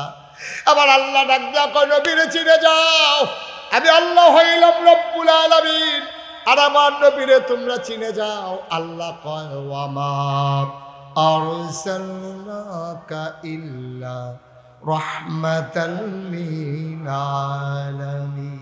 মজা করে দুনিয়ার সকল খেয়াল ছেড়ে দিয়ে মধুমাখা কণ্ঠে একেবারে মন প্রাণ উজাড় করে দিয়ে আমার সাথে সবাই পড়েন দেখি, ওয়ামা আরসালনাকা ইল্লা রাহমাতাল লিল আলামিন। আমার নবীরে তুই চিনস নাই? আল্লাহ কয় যত জায়গায় আমি আল্লাহ রব, তত জায়গায় আমার নবী রহমত। আমি বলি আল্লাহ তোমার নবী কি রহমত? এই ব্যাপারে আরো কথা আছে। আমি কোরআন উল্টে দেখি, আল্লাহ কয় ফাবিমা রাহমাতিম মিনাল্লাহি লিনতা লাহুম ওয়ালাউ কুনতা ফাজ্জান গালিজাল কলব লানফাদ্দু মিন হাওলিক ফাআফু আনহুম واستغفر لهم وشاورهم في الأمر فإذا عزمت فتوكل তাওয়াক্কাল আলাল্লাহ ইন্নাল্লাহা ইউহিব্বুল মুতাওয়াক্কিলিন। আল্লাহ কয় নবী গো আমি মায়া করে আপনার সবচেয়ে রহমতের সবচেয়ে বড় রহমত যেটা দিয়েছিলেন তালাহুম, আপনার মনটাকে আমি আল্লাহ নরম করে বানাইছি। আমার নবীর মনটা গরম না নরম? কথা কয় না গরম না নরম? আমার নবী যেই বছর দুনিয়াতে এসেছেন ওই জমানায় মক্কার মানুষগুলা বংশাবলী মানুষ যারা, তারা স্ত্রীর বুক, এই বুকের দুধ সন্তানরে খাওয়াইতেন না। মায়েরা তাদের বুকের দুধ বাচ্চাকে খাওয়াইতেন না। এখন বাচ্চা খাবে কি? বুকের দুধ যদি না খায় তো বাচ্চা খাবে কি? তায়েফ থেকে, মক্কার পাশে একটা শহর আছে নাম হইল তায়েফ। কিয়াফ, জোরে কথা, কিয়াফ। তায়েফ থেকে একদল মহিলা আসতো মক্কায়, টাকার বিনিময়ে বাচ্চা নিয়ে যেত, 2-2.5 বছর দুধ খাওয়াইয়া আবার অন্য ফেরত দিয়া যাইত। তো নবীজি এই বছর জন্মগ্রহণ করছে, এই বছর তায়েফ থেকে একদল মহিলা রওনা দিছে। মনে করেন রওনা দিছে আপনার 5 দোনা থেকে। কোত্থেকে? কথা না, কোত্থেকে আসবে? মক্কায়। বুঝার জন্য 5 দোনা আর তায়েফ ঠিক করে নিলাম। সবাই রাজি আছেন তো ইনশাআল্লাহ? রওনা দিছে করতে 5 দোনা থেকে রওনা দিয়া সামান্য একটু আসার পরে দেখে যে একজন নাই। এক বেডি চিল্লান দিয়া কয় একজন নাই। কয় কে নাই? কয় আমার লগে তো আসছিল। আরে নাম কো। তো বেডির নাম হালিমা। সুবহানাল্লাহ কইতেন না? হালিমা নাই, সবাই আছে। হালিমা থাকবো কেমনে? এমনি উঠ দুর্বল, আবার উঠছে 3 জন। হালিমা উঠছে, হালিমার স্বামী উঠছে, বাচ্চা আব্দুল্লাহ, বাচ্চার নাম কি? আব্দুল্লাহ। 3 জন উঠছে। তো এক উঠে এটা বোধ হুতালাইছে, 5 দোনা ফার হইয়া মোরসানা ফার হইয়া ইয়া এটা বোধ স্প্রিট বাকার ওসাটার ভিতরে থাক না খাইয়া পড়ে গেছে। এইটারে দিয়ে আর কারবার হইতো না। এখন সবাই কইতেছে আমরা কি থাহন না যাও? সবাই কইতেছে চলো, অনেকক্ষণ অপেক্ষা করছি, আর দেরি করা ঠিক হবে না। শীতের বিকাল, কোন সময় সন্ধ্যা হয়ে যায়। শীতকালে বিকালবেলা পলাশের তারা ভালো মানুষ, তারা আবার বাচ্চা কাচ্চা দেয় না, না দেয়, চলো আমরা চলে যাই। আসছে সবাই পলাশ আইসা ধনী ধনী মানুষগুলা, কার বাপ আমেরিকা থাহে, কার বাপ জাপান থাহে, কারা মেল ফ্যাক্টরি ইন্ডাস্ট্রির মালিক, এরকম বাড়ি চাইয়া টাকার বিনিময়ে বাচ্চা নিয়া সবাই রওনা দিছে। রওনা দিয়া গিয়া তারা গেছে বাইপাস। কই গেছে? কথা কয় না দেখি। বাইপাস গেছে পরে দেখে যে তারা যাইতে আছে, হালিমায় কথা কয় না, তারা হালিমায়। তাহলে জুড়ে করতে হইব না? এটা সভাপতি তো লড়ে না। এবার মনে করছে বেশি লড়লে যদি বেশি খিদা লাগিয়া যে সিফা দিয়া দৌড়া বইয়া রইছে, খিদা যেন না লাগে। তারা হালিমায় ক্রস করছে কখনো? হ্যাঁ, ক্রস করছে কো? আগে যে কইসা না ঘন ঘন 3 বার কই জ্বালাইছে, পোষল কই জ্বালাইছে। এই কই না ক্রস হয়েছে। তা হালিমায় দেখে সবার কুলের ভিতরে বাচ্চা, ওয়া ওয়া ওয়া, কান্দে না, সবাই লইয়া যাইতেছে। তা হালিমায় ক্রস করতে কয় কি গো তোরা কি পলাশতে সব বাচ্চা লইছ? কয় না, তোমার লেগে বইয়া না থাকবো, তুই দি ফিসে ফুটে গেছো 5 দোনার হেঁদে, তো তোর লেগে আমরা বইসা থাকবো। এই জন্য গিয়া বাচ্চা পাইয়া বাচ্চা নিয়ে রওনা দিছি। আর বাচ্চা নাই। হালিমা ডাক দেয়া কয় আর নাই, এই ফলা আন্না লাভ নাই, টাকা দেবে কোত্থেকে? হালিমার স্বামীর মনটা ছিল বড় নরম। বাংলাদেশে অনেক মহিলা আছে সাংঘাতিক জঘন্য খারাপ, আছে নাকি না? হালিমা খারাপ ছিল না, হিসাবই ছিল, মিতবেই ছিল। চিন্তা করছে 2টা পয়সা লেগে তো না, তো মায়ে ফলার বাপ নাই, তো দেখা দিব করতে হেতাটা নিয়ে আমরা উল্টা দেওয়ার লাগে। এই চিন্তা হিসাবই মহিলা। কিন্তু বাংলাদেশে কিছু খারাপ মহিলা আছে, জঘন্য খারাপ, দাঁড়াইতে সাংঘাতিক নির্যাতন করে জ্বালায়, এরকম পুরুষ লোক আছে নাকি নাই? মহিলারা তো ফাঁসেই আছে না? এরা বোধহয় কইতেছে যে ধরছে আমরা রে। না না, বেড়াইতে ধরতে আছি, লাইন করে আইতে আছি। আমিন বলো। এরকম অনেক খারাপ মহিলা আছে, স্বামীর উপরে সবসময় নির্যাতন করে। আপনার এলাকায় বোধহয় নাই। এই নির্যাতনটা কোন জায়গায় বেশি হয় জানেন? যেখানে স্বামীর কামাই চাইতে স্ত্রীর কামাই বেশি, ওই জায়গায় নির্যাতনটা হয় বেশি। ঠিক কিনা কয়? আপনাদের এখানে তো মেল ফ্যাক্টরি, মেয়েরা নিজেরা টাকার মুখ দেখছে, নিজেরা টাকা কামাই করে। জামাই যদি কই কি তার অংশ, ওই দিয়ে খাইলে খাও, না হলে চিন্তা করো কি করবো, আমিও চিন্তা করে নিয়েছি। কথায় কথায় হুমকি দেয়, ধমকি দেয়, নির্যাতন করে। আম্মা, ও মায়েরা, পর্দার আড়ালে যারা বসে আছেন, স্বামী আপনার কাছে গৌরবের ধন, আল্লাহ নবী বলেছেন, কোন পুরুষ স্বামী যদি মহিলার ব্যাপারে রায় দেয় আমার স্ত্রীর সবচেয়ে ভালো মহিলা, এই মহিলাটা জান্নাতি। সুবহানাল্লাহ বলবেন না? আব্বা আপনি টাকায় কমাই করেন তো কি হয়েছে? বাচ্চাটা কি শুধু আব্বা? বাচ্চাটা তো আম্মা আপনারও, আপনার গর্ভ থেকেই তো এসেছে। আপনার টাকা তো আর উনি নিয়ে যায় না। আপনারা দুইজন মিলে সংসারটা চালান। গরিবের সংসার, সাইড হাতে কামাই করেও সংসার চালানো বড় কষ্টকর। আপনি কষ্ট করেন বলেই আপনি স্বামীর উপরে কথায় কথায় ধমক দেবেন, চোখ রাঙাবেন, বাচ্চাদের সামনে স্বামীর সাথে দুর্ব্যবহার করবেন। এতে মা আপনারই ক্ষতি, আপনার বাচ্চাদেরই ক্ষতি। আবার অনেক খারাপ বেড়াই তো আছে, কথায় কথায় বউরে শুরু করে আলা আসেনি রে। ওই রিক্সাওয়ালার লোকে কাজা লাগিয়া আইয়া সেটা বউরে মাইট শুরু করে। বউ কুমু এটা কি মাইটের জায়গা আইসে জায়গা লাগতো না, হলে শুরু এমন মাইট মারে রুটিন করে লাইছে। 3 বেলা খানা 1 বেলা মাইট, 3 বেলা খানা 1 বেলা মাইট। এইরকম পুরুষ লোক আছে, আছে নাকি নাই? তো মহিলারা ডাক দিছে, দাঁড়ায় বিড়ি টানতে আছে, শুয়ে শুয়া ডাক দিছে মহিলারা, এই কই গেলা? হ্যাঁ তা কয়ে বেরিয়ে কয়ে যদি মাইরের টাইম চলে রাখি দিয়ে, আর যদি নরম সুর মহিলা যখন কাছে গেছে দাঁড়ায় কইতে আছে, বিড়ি টানতে আছে, আর কইতে আছে যে কি দিয়া কি রামছ? তো কইছে ডাটা দিয়া, চিংড়ি মাছ দিয়া। কয় মাশাআল্লাহ অনেক দিন খানা কাঁচামরিচ ফাইডা দিছু দি? কয় হ। ধনিয়া পাতা ছিটা দিছু দি? কয় হ দিছি। কয় কই মাছটি জানছিলাম? কয় ডিও ফেস দিয়া বোনা করে কাঁচামরিচ ফাইডা দিয়া ধনিয়া পাতা ছিটা দিয়া। মাশাআল্লাহ এরকম একটা আলাপ সালাপ চলতে আছে। বেডি কয় সবসময় দিয়ে দুপুরবেলা 2টা দিয়া দেয়, আমিও গোসল করে লাই। আর আজ যদি আলাপ চলতে আছে, বেল ফুটে জেগিতেছে, বেরিয়ে জিগাইলে আছে 2টা দিলে 2টা দিয়া লান গোসল করা এরকম বেড়াইতে আছে নাকি নাই? এরকম অসুখ অনেক বেড়াইতে আছে। আপনার এলাকায় বোধ এরকম পুরুষও নাই, মহিলাও নাই না। ওই কইলাম কি রে, দাউদ কান্দি মা ফিল্ড গিয়ে সেটা খালি আমি জিগাইছিলাম, এরকম খারাপ মহিলা আসেনি। একবার ফালতু উঠতে আমরা ঘর হয়ে আছে আপনার এটা কইতেন খুশি হানো কহুদুরার বাসাম কয় বছর বয়স হয়ে গেছে, কোন সময় মরে যে কইয়ে দিয়া যায়, তাই আমার আংরা বানাই লেছে। তাই আসেনি এরকম অসভ্য মহিলা, কথা ভাই আমার আংরা বানাই লেছে। রুটির মতো এই ফিট হয়ে আসলে হেই ফিট দেয়, এই ফিট হয়ে আসলে হেই ফিট দেয়। আমার কারবারটা তামা তামা করে লেছে আমার। এরকম মহিলাও বাংলাদেশ জাগা মতো ছিল, জাগা মতো ছিল, এখন নাই। এখন যে কোনো সময় চট করে ঢুকে যেতে পারে, সাবধানে।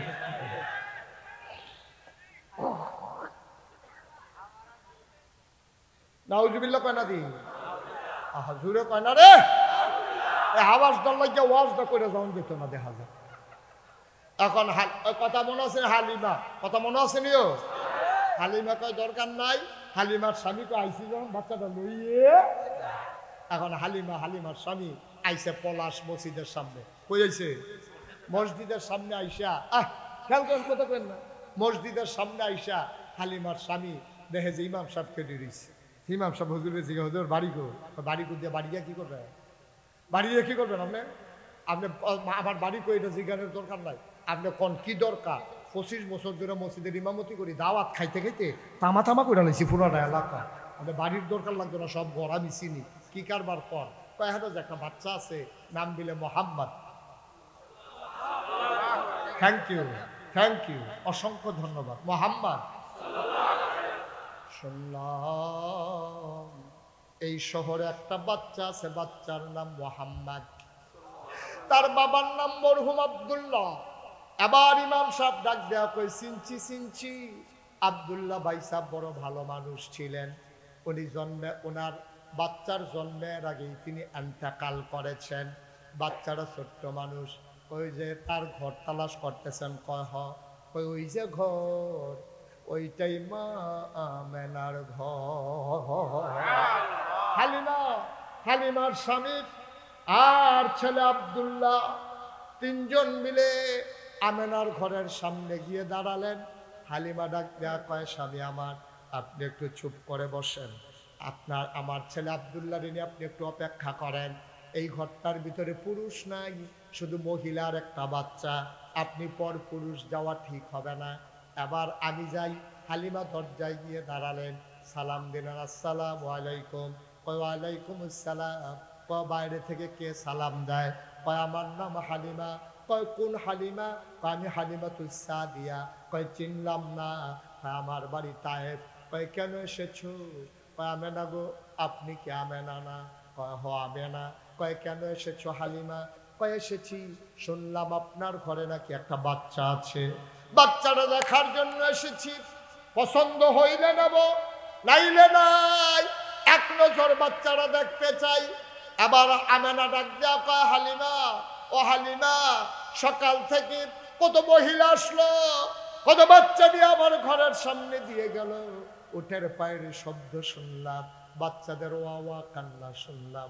হালিমা, হালিমা গো, কারো আমার বাচ্চার জন্য মায়া লাগে নাই? তোমার বুঝি মায়া লাগছে গো হালিমা? আহলান সাহলান মারহাবা, মোস্ট ওয়েলকাম, আমার ঘরে তোমারে স্বাগত। বিসমিল্লাহ বলে সালাম দিয়া হালিমা ঢুকে গেলেন। হালিমা গিয়া দেখে মা আমেনা বিছানার উপরে আসন পেতে বসে আছে, কোলের ভিতরে ছোট্ট শিশু নবী ঘুমায়, আর এইরকম একটা সাদা রুমাল দিয়া বাচ্চার মুখটা এমন করে ঢাকা। হালিমা গিয়া কয় আমেনা, ও আমেনা, বাচ্চা নেব এমন কোনো কথা নাই গো হালিমা, তবে বাচ্চারা এক নজর দেখতে চাই, পছন্দ হইলে নিতেও পারি। আমেনা ডাক দিয়া কয় দেখে নাও নয়ন ভরে। কয় দেখবো কেমনে, রুমাল দিয়া মুখ ঢেকে রাখলে। আমেনা টান দিয়া পর্দা সরাই দিলেন। হালিমা ডাক দিয়া কয় পৃথিবীর মানুষ সাক্ষী থাকো, আমি জীবনে অনেক বাচ্চা দেখেছি, যেই মাত্র পর্দাটা টান দিয়া সরাইল, আমি যখন মুহাম্মদের দিকে তাকাইলাম, খোদার কসম এমন সুন্দর বাচ্চা আমি জীবনে আর দেখি না।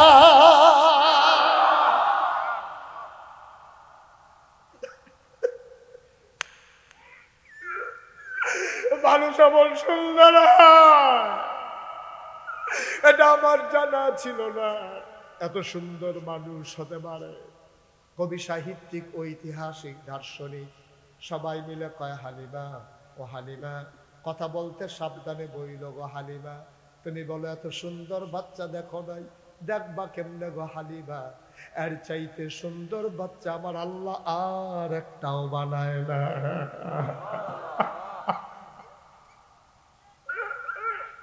ডাকবা কেমনে, ডাকবা কেমনে? আর চাইতে সুন্দর বাচ্চা তো আর নাই। হালিমা অবাক বিস্ময়ে তাকিয়ে আছেন। হালিমা কয় বাচ্চারা চোখ বন্ধ করে ঘুমায়, সে তো আমারে দেখে না, আমি তো তারে দেখতেছি। আমি মনে মনে চিন্তা করতেছিলাম, সে যদি দুইটা চোখ খুলতো, আমিও তারে দেখতাম, সেও আমারে দেখতো। আমি কাউরে কিচ্ছু বলি নাই, আমি মনে মনে চিন্তা করতেছিলাম। খোদার কসম, হঠাৎ করে দেখলাম তার চোখের পাতাটা দুলতেছে।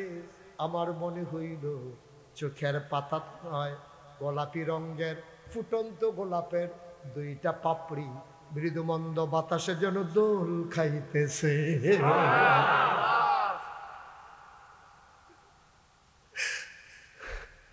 বাচ্চারা আস্তে করে চোখ খুলল, এবার বাচ্চারা আমার দিকে তাকাইলো। আমি তাক থেকেই তাকিয়ে আছি, বাচ্চা আমার দিকে তাকাইয়া আর চোখ ফিরায় না, চার চোখের মিলন হয়ে গেল। আমিও তৃপ্ত, সেও তৃপ্ত। হঠাৎ করে তাকাইয়া দেখলাম ঠোঁটের কোনাটা বাঁকা কইরা ছোট বাচ্চার একটা মুচকি হাসি দিছে। হাসি তো নয়, মনে হইল আমার কলিজারা দুইটা ভাগ হয়ে গেছে।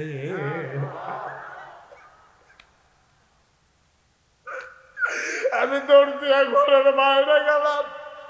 আমি বললাম, স্বামী, ও স্বামী, তারা পারলে টাকা দেবে না, পারলে নাই, টাকা পয়সার কোনো হিসাব হবে না। এই বাচ্চা ফেলে আমি গেলে বাঁচবো না গো স্বামী, আমি হালিমা মরে যাব, আমি বাঁচবো না। সে আমার কলিজারে দুটা ভাগ করে ফালাইছে, এই বাচ্চা ছাড়া আমি যাবো না, যাবো না। আপনি বাধা দিয়েন না, আপনি বাধা দিয়েন না, এই বাচ্চা ফেলে গেলে আমি বাঁচবো না, আপনি আমার বাধা দিয়েন না। হালিমার স্বামী ডাক দিয়া কয় মন চাইলে নিয়ে নাও।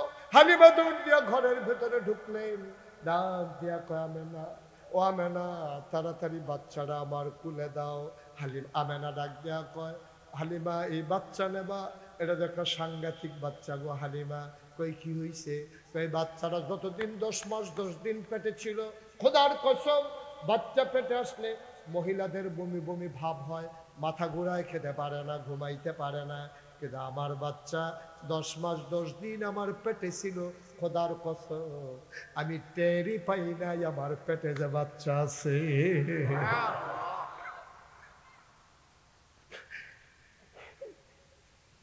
টেরই পাই নাই। ও পলাশের মানুষ, মুশতাক ফয়েজী কোনোদিন তোমাদের এই মাঠে আসে নাই, আর কোনোদিন আসবো কিনা জানি না। মুশতাক ফয়েজী যদি কোনোদিন নাও আসে, মনে রাখবা আমি বলে গেলাম এই নবী তোমার আমার নবী রে ভাই। এই নবী দুনিয়ায় থাকতে উম্মতে উম্মতি বলে কান্দে, আজও মদিনায় শুয়ে শুয়ে কান্দে। কিয়ামতের ময়দানে সবাই যখন বলবে নাফসি নাফসি, আমার নবী তখনও বলবেন উম্মতি উম্মতি।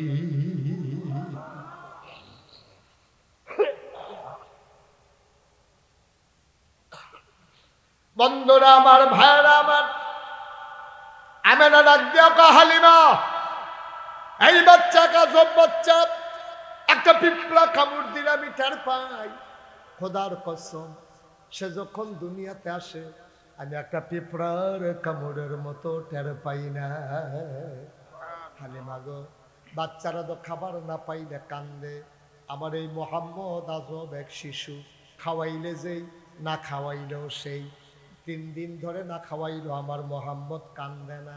আজব এক শিশু গো হালিমা, তার একটু দেখা দেখা রাইখো। হালিমা ডাক দেয়া কয়, আমেনা তোমার শিশু আমার কাছে আমানত। এবার আমেনা কয়, শোনো শোনো শোনো, এই বাচ্চাটা কিন্তু এত সুন্দর বাচ্চা, এত আনন্দের বাচ্চা, কান্দে না, বিরক্ত করে না। কিন্তু এই বাচ্চাটার ব্যাপারে আমার মনে একটু দুঃখ আছে। যখন দুনিয়াতে আসবে তার আগেই তার বাবা ইন্তেকাল করেছে। সে দুনিয়াতে এসেছে, আমি তার মা, আমি তার বাবা, তার আব্বা নাই, তার একটা কাগজের ফুল পর্যন্ত কেউ কিনা দেওয়ার নাই, তার একটা খেলনা আমি কিনা দিতে পারি নাই, একটা কাগজের ফুল আমি কিনে দিতে পারি নাই। হালিমা, এই বাচ্চাটা নিয়ে আমার বড় দুঃখ। এই কুড়ে ঘরের ভিতরে সে বড় হয়, তার একটা খেলনাও কিনে দিতে পারলাম না। শোনো শোনো শোনো, একদিন তার ঘুম পাড়াইয়া আমি হাম্মামে ঢুকেছি গোসল করার জন্যে, গায়ে পানি ঢেলে দিয়েছি। আবার মোহাম্মদ ঘুমাইলে নড়ে না। গায়ে যখন পানি ঢেলে দিলাম, দেখলাম কে যেন ছটফট করে ঘরের ভিতরে।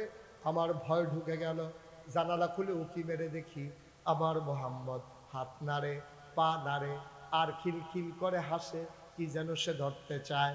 আমি উপরের দিকে তাকাইয়া দেখি আমি তার খেলনা কিনা দিতে পারি নাই, একটা কাগজের ফুলও কিনে দিতে পারি নাই। কিন্তু আমার মাওলা তার খেলনার বাকি রাখে নাই। আমি তাকাইয়া দেখি আকাশের ছাদ, আকাশের তারাগুলা খেলনা বানাইয়া আমার আল্লাহ তার হাতের নাগালে পাঠাই দিছে। সে ধরতে যায়, খিলখিল করে হাসে।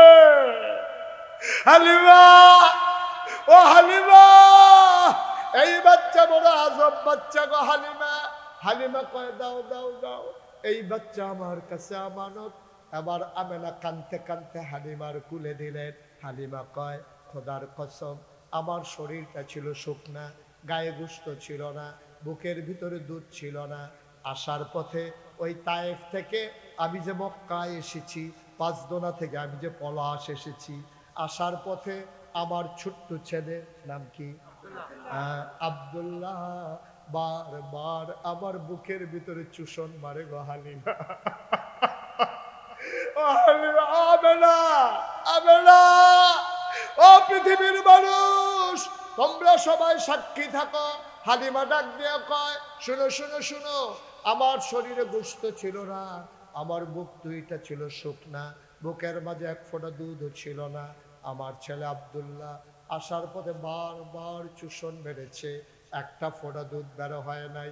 কিন্তু যেই মাত্র আমি মুহাম্মদকে বিসমিল্লাহ বলে খুলে নিলাম, আমি টের পাই না আমার শুকনা বুক দুইটা বুক দুধে ভরপুর হয়ে গেছে। আমি দৌড় দিয়ে ঘরের বাইরে গেলাম, আমার স্বামীকে ডেকে বললাম, স্বামী আমার, 1 সেকেন্ড দেরি করা যাবে না, বেলা পড়ে গেছে, সূর্য ঢলে পড়বে পশ্চিম আকাশে, চলেন চলেন তাড়াতাড়ি রাস্তা মাপি, তাড়াতাড়ি হাঁটা শুরু করে দেই। এখনো বোধ হয় আমার বান্ধবীরা 5 গোনা পৌঁছে নাই। এই দেখা হয়েছিল কোন জায়গায়? বাইপাস। মারহাবা কয় না? হালিমা কয়, এবার আমি উটের উপরে উঠলাম, স্বামী উঠলো, বাচ্চা আব্দুল্লাহ উঠলো, মোহাম্মদকে আমি কুলে নিলাম। আসার সময় উঠেছিল কয়জন? এখন হইছে কয়জন? হালিমা কয়, আমরা 4 জন যখন উটের পিঠে উঠলাম, এখন দেখি উট আর হাঁটে না, উট আর হাঁটে না। আমরা শক্ত করে ধরে বসলাম, এখন দেখি আমার উট ঘোড়ার চাইতে আরো জোরে দৌড়া।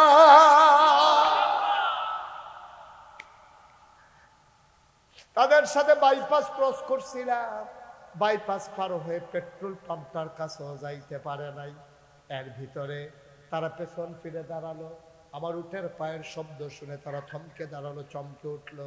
তারা ডাক দেয়া কয়, বান্ধবী ও সই আমাদের, তুমি কি পলাশ গিয়ে উট বদলাইছো নাকি? কয়, আমার উট দেবে কে?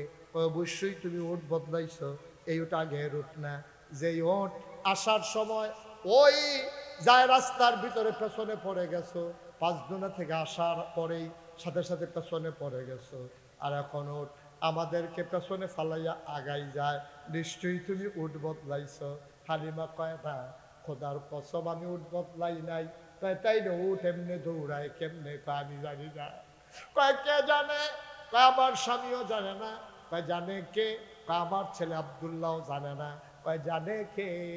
হালিমা কান্দার কয়, আমার মনে হয় জানে মক্কার শিশু মুহাম্মদ। অপলাশের মানুষ মুশতাক ফয়েজি কোনোদিন আসে নাই, আর যদি কোনোদিন না আসে, যেই কথাগুলো বললাম মেনে মেনে চলবা। কোরআনের বিধানের বাইরে যাওয়ার সুযোগ নাই, নবীর সুন্নাহর বাইরে, তরিকার বাইরে কোনো তরিকা নাই। নবীর তরিকায়, আল্লাহর বিধানে সকাল থেকে সন্ধ্যা, রান্নাঘর থেকে সংসদ ভবন, তোমার জন্ম থেকে তোমার মৃত্যু, তোমার ঘুম থেকে উঠা ঘুমাইতে যাওয়া, তোমার ব্যক্তি জীবন, তোমার পারিবারিক জীবন, তোমার সমাজ জীবন, তোমার অর্থনৈতিক জীবন, তোমার রাজনৈতিক জীবন, তোমার ইন্টারন্যাশনাল রিলেশন, যেখানেই যা আসবে কেবলমাত্র বিধান মানবা, আল্লাহর তরিকা মানবা, নবীজির, ঠিক কিনা? কোন নেতার আদর্শ অনুসরণ করা যাবে না, কোন নেতার আদর্শ পক্ষে স্লোগান দেওয়া যাবে না। স্লোগান যদি দেওয়া লাগেই লাগে, আমরা স্লোগান দেব আল্লাহর পক্ষে, ঠিক কিনা বলো? আমরা যদি নেতা মানতেই হয়, আমরা নেতা মেনে নেব তোমার আমার নবী, নবী মুহাম্মদুর রাসূলুল্লাহ সাল্লাল্লাহু আলাইহি ওয়াসাল্লামকে, ঠিক কিনা? মন দিয়ে শোনো, 33 বছর মুশতাক ফয়েজি মাহফিল করে, মাহফিলে কদম দিলে মাহফিলের ওজন বুঝি। আজকে এই মাঝরাতে পলাশের জমিনে এসে মন সাক্ষী দিয়েছে, তোমাদের মাহফিল আমার আল্লাহ কবুল করে নিয়েছে। এই কবুল হওয়া মাহফিলটাতে চাদর গায়ে দিয়ে উঠে যাওয়া মোটেও ঠিক হবে না, মোটেও ঠিক হবে না। একটু বসেন, সবাই পড়ে না আমি।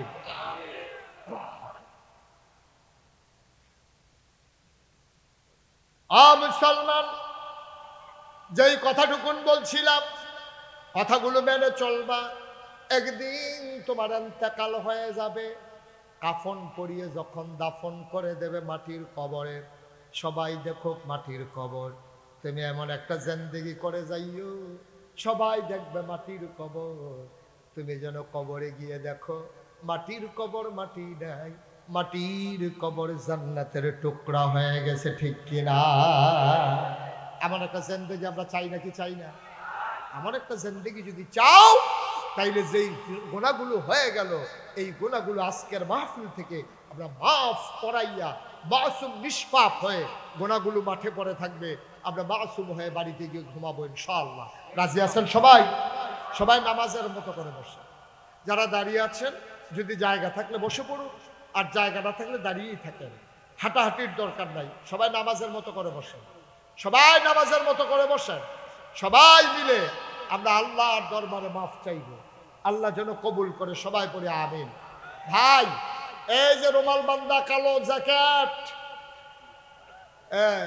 এবারে তওবা করবো, কিন্তু এবারে গোনা নাই, নিষ্পাপ মাসুম এই তিনটা লোক সাইয়ারা তিনজন, এই তিনজন ভাবা গেছে পুরো মাসুম নিষ্পাপ, গোনা নাই, তোবারও দরকার নাই। এখন আমরা তোবা লাগবে, সভাপতি সব তোবা লাগবো নি আমরা, এই তোবা লাগবো নি আমরা, আমরা যেহেতু গোনা আছে তোবারও দরকার আছে। তো কি কথা বলবেন এই মাহফিলের মাঝে দিয়ে আপনি? হ্যাঁ শুনছি, আমি জানি এটা, বসেন সবাই কনা আমি, জোরে কনা আমি, সবাই আমরা তওবা করবো, দরকার আছে নাকি নাই? সবাই নামাজের মতো করে বসেন, সবাই নামাজের মতো করে বসেন, সবাই আমার সাথে পড়েন আউযু বিল্লাহি মিনাশ শাইতানির রাজিম। তওবা করার আগে এই মাহফিলটা করতে 4 দিন ব্যাপী লক্ষ লক্ষ টাকার বাজেট। আপনারা অনেকেই প্রতি বছরই কিছু না কিছু শরিক হয়ে থাকেন। তা আমারও বিনয়ের সাথে মিনতি, কর্তৃপক্ষ চেয়েছেন যে আপনারা যার যা সামর্থ্য অনুযায়ী সবাই মিলে কিছু কিছু আপনার দানের হাত বাড়িয়ে দেবেন। একটা দুটো খালি যাবেন না। আমার আব্বা এই কোরআনের মাহফিলে আপনি যদি 10টা টাকা দিয়েও শরিক থাকেন, এর বিনিময়ে আল্লাহ আপনাকে দিয়ে দেবেন। এই কথাই তো বলতে চাইছিলেন নাকি? জি হ্যাঁ, ওনার মনের কথা বাড়িয়ে গেছে, ওনার শরীর যখন ফাতলা ফাতলা লাগতে আছে। মার হাবা কয় না রে, কই লুক কই? আমি যে বললাম আপনি লুক কই? মাহফিলের যারা লুক আছেন ভেতরে ঢুকেন, বিসমিল্লাহ বলে একটা লুকও খালি যাব না আমরা। তুমি কি টাকা উঠাইবা না এমনি আটতে আসো? ওটা ঢুকো, দুইজন দুই দিকে যাও। হ্যাঁ বিসমিল্লাহ বিসমিল্লাহ বলে হাঁটো, আর আপনার বিসমিল্লাহ বলে পকেটে হাত দেন। একজন লুকো খালি যাওয়া যাবে না। 10টা টাকা দেবেন, 50টা টাকা দেবেন, 100টা টাকা দেবেন। আপনি মরে যাবেন না, আপনি গরিব হবেন না টাকার জন্য। 1500 টাকা ইচ্ছে করলেই আপনি দিতে পারেন। এই মাহফিলের শরীক হলেন আপনি, আপনি হবেন এই মাহফিলের গর্বিত একজন সৈনিক। আল্লাহ যেন কবুল করে। সবাই পড়েন আমিন, আরো জুড়ে পড়েন আমিন। সবাই মিলে আমরা এখন তওবা করবেন। সব কথা বললেন না কেউ? ভাই যাইতে বলি নাই, যাইতে বলি নাই। মহিলা প্যান্ডেলে যারা আছেন দায়িত্বে, তারা মহিলা প্যান্ডেলে টাকাগুলো উঠান। আপনার এই লোক 3-4 জন লোকে এই পুরো মাঠে টাকা উঠাবে কেমনে? এই এতগুলো লোকের মাঝে 3-4 জনে কেমনে টাকা তুলবে? আমি তো বুঝি না কিচ্ছু। নাকি লোক বেশি আছে?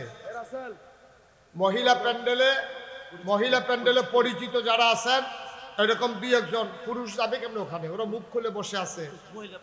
মহিলা পরিচিত যারা আছেন, ওই মাহফিল কর্তৃপক্ষের যারা বউটু আছে, বাইক লইয়া গেলে হাবারা যেন আইন আবার জমা দিতে পারে। হ্যাঁ যাইব না, লোক কি এখন বই থাকবো নাকি? আর একটা লোক উঠবেন না, বসেন। আপনি তওবা করবো না সবাই মিলে?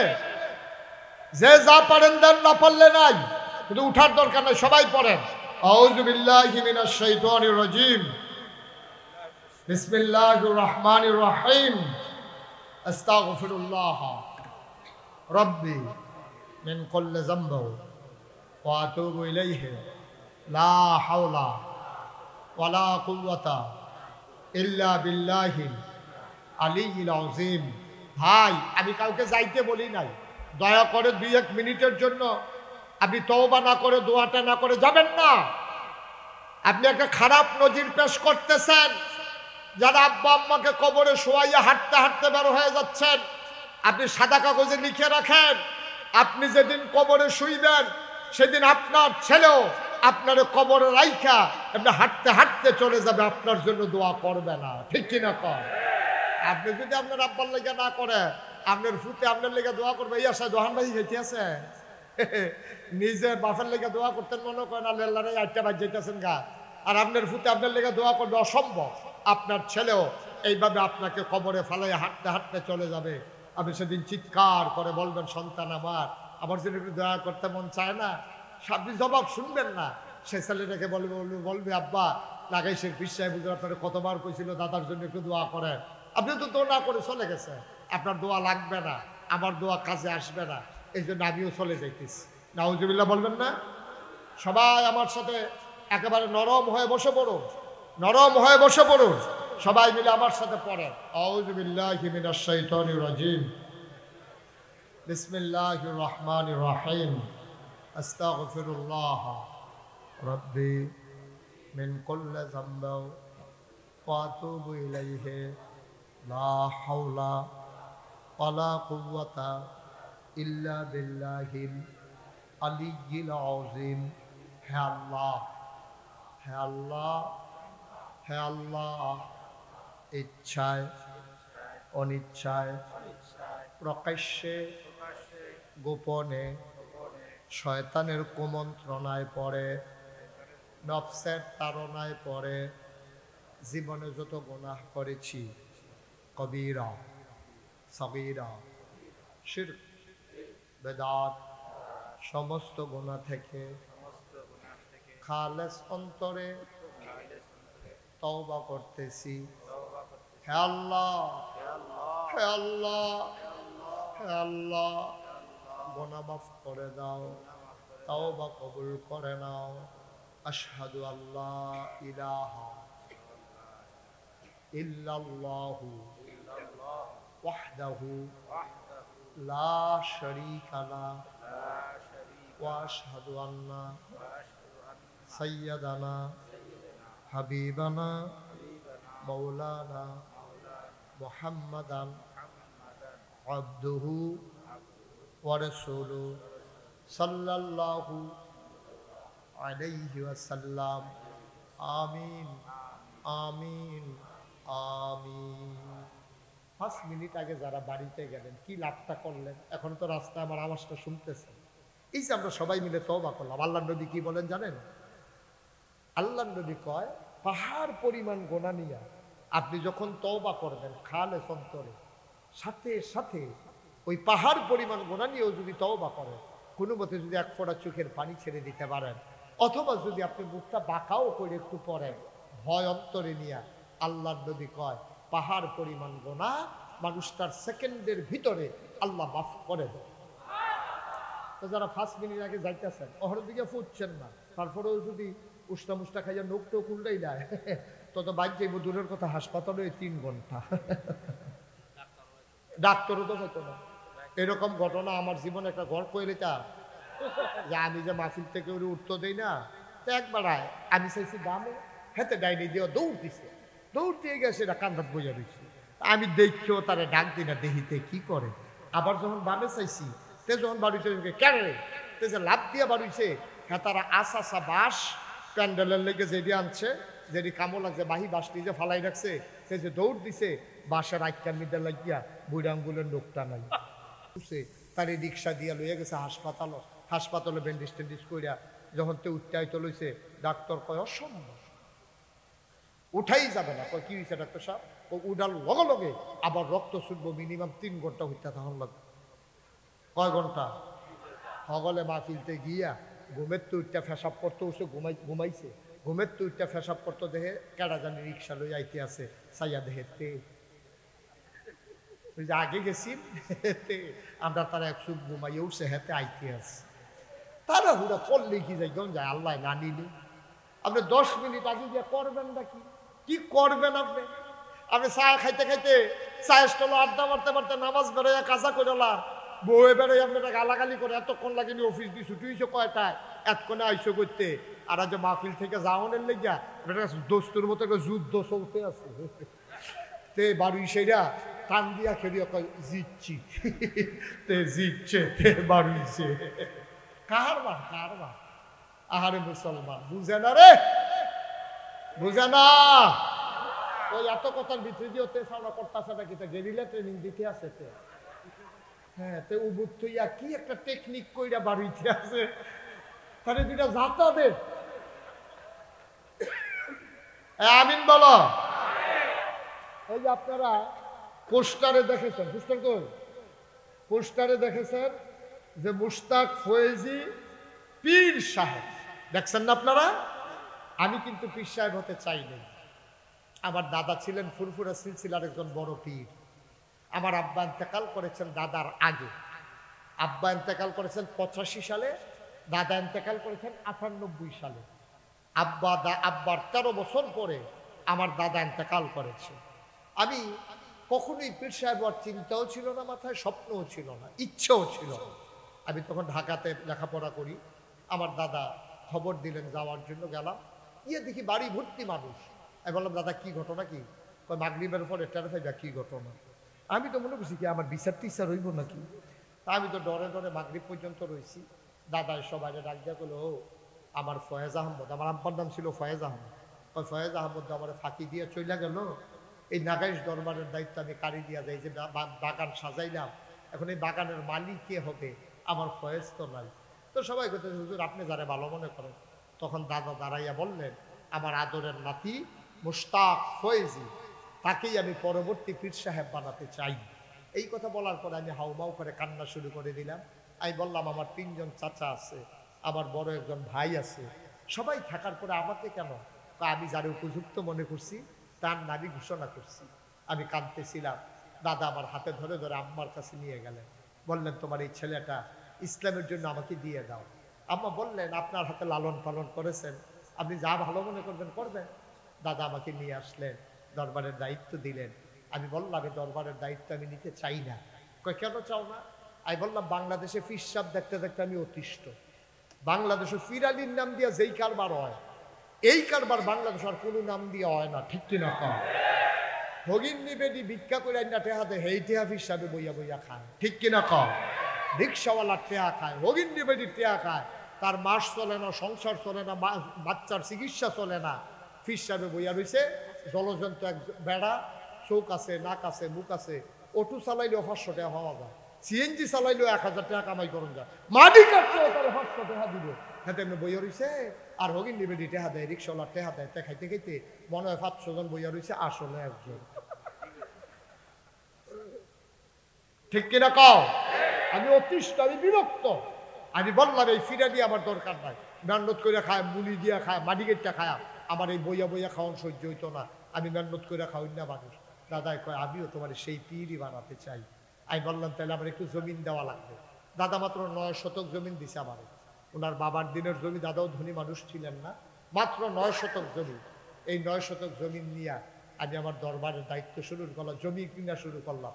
আমি জমিন কিনতে কিনতে আজকে পর্যন্ত জমিন কিনলাম 1800 শতক, 18 একক, 1800 শতক। মার হাবা কইতেন না? 6 শতক, 18 শতক, 100 হ্যাঁ হ্যাঁ, হ্যাঁ। মার হাবা কয় না রে, বুড়ো কোনা মার হাবা। আমার এখানে 10টা প্রতিষ্ঠান। আপনাদের যিনি আমাকে দাওয়াত দিয়েছিলেন, হাজি কাফায়েতুল্লাহ, আলহাজ কাফায়েতুল্লাহ না, উনি আমার মাদ্রাসায় গিয়েছিলেন, উনি গিয়ে আমাকে দাওয়াত দিয়েছিলেন। উনি আমার প্রতিষ্ঠান দেখে আসছে। আমার এখানে 18 একর জায়গার উপরে 10টা প্রতিষ্ঠান, একটা খানকা, একটা দাখিল মাদ্রাসা, নুরানি মাদ্রাসা, হাফিজিয়া মাদ্রাসা, ধাতব্য চিকিৎসালয়, গণপাঠাগার, গবেষণাগার, ছাত্রাবাস, ইয়াতিমখানা, মসজিদ। মার হাবা কইতেন না? 10টা প্রতিষ্ঠান আমার এখানে, 1000-এর উপরে ছাত্রছাত্রী। আমি মসজিদ চিন্তা করলাম, কেমন করে মসজিদ চালাবো। এলাকার মানুষ, দরবারের মানুষ আছে, টিনের ঘর, মসজিদে লোক জায়গা হয় না, যারাই আইয়ে আমার আগে তারা গিয়ে বইয়া মসজিদে, এলাকার মানুষ বাইরে ব্যাগে থেকে ভিজা নামাজ পড়ন লাগে, কারণ আমি জমা পড়াই মানুষ উন্ডালাইছে। তা আমি কোনো মতে জায়গা পাই, ইমাম দেখা না হলে আমিও বাইরে খেয়ে নামাজ পড়ন লাগবে। এই কারবারের ভিতরে আমার দরবারে যারা ইঞ্জিনিয়ার আছে মুরিদ, তাদেরকে 10 জনকে দিয়ে একটা টিম বানাই দিলাম। বললাম যে তোমরা একটা এই মসজিদের ডিজাইন করে একটা ভিউ দাঁড় করা। তারা 10 জনে মিললা মসজিদের একটা ডিজাইন করে আমার কাছে লই আইছে। আনতে পরে দেখি বিরাট বড় এক মসজিদ আটকা রাখছে। আমি কি তারি না, হুজুর এটা মসজিদ। আমি কত বড়? কত বড় কেমনে কইতা? এর দূরে আন্তাজ লইয়া যান, এক লগে মসজিদের ভিতরে নামাজ পড়তে পারবে 6000 লোক। কয় হাজার? তোমার হাবা কোন না কেন? কয় হাজার? 6000 লোক মসজিদে নামাজ পড়বো। নিচতলা হাসপাতাল, দোতলা 3তলা মসজিদ। বাংলাদেশ সরকারি বলো বেসরকারি বলো, কেউ একটা ফ্রি হাসপাতাল বানায় দেয় নাই। আমি চিন্তা করেছি এটা ইনশাআল্লাহ পৃথিবীর অন্যতম একটা অন্য প্যাটার্নের একটা মসজিদ হবে। নিচতলা হাসপাতাল থাকবে ফ্রি, কোনো টাকা টুকা নাই, দোতলা 3তলায় মসজিদ। এই প্ল্যানে যখন তারা নিয়ে আসছে, তা আমি জিগাইলাম, এত বড় মসজিদ আবার নিচে হাসপাতাল, কিরম টেহা খরচ হইব? এটা কয় ফুলগুলি টেহা। কয় কোটি যেমনি কইছে আমি মনে করছি 1500 মনে হয় জনের কোনো টেহায় না। আচ্ছা যাই হোক, তখন চিন্তা করলাম যে 15 কোটি, আমি গরিব মানুষ, এইটি আমি ফামু কই, আমার দ্বারা মসজিদ হইতো না।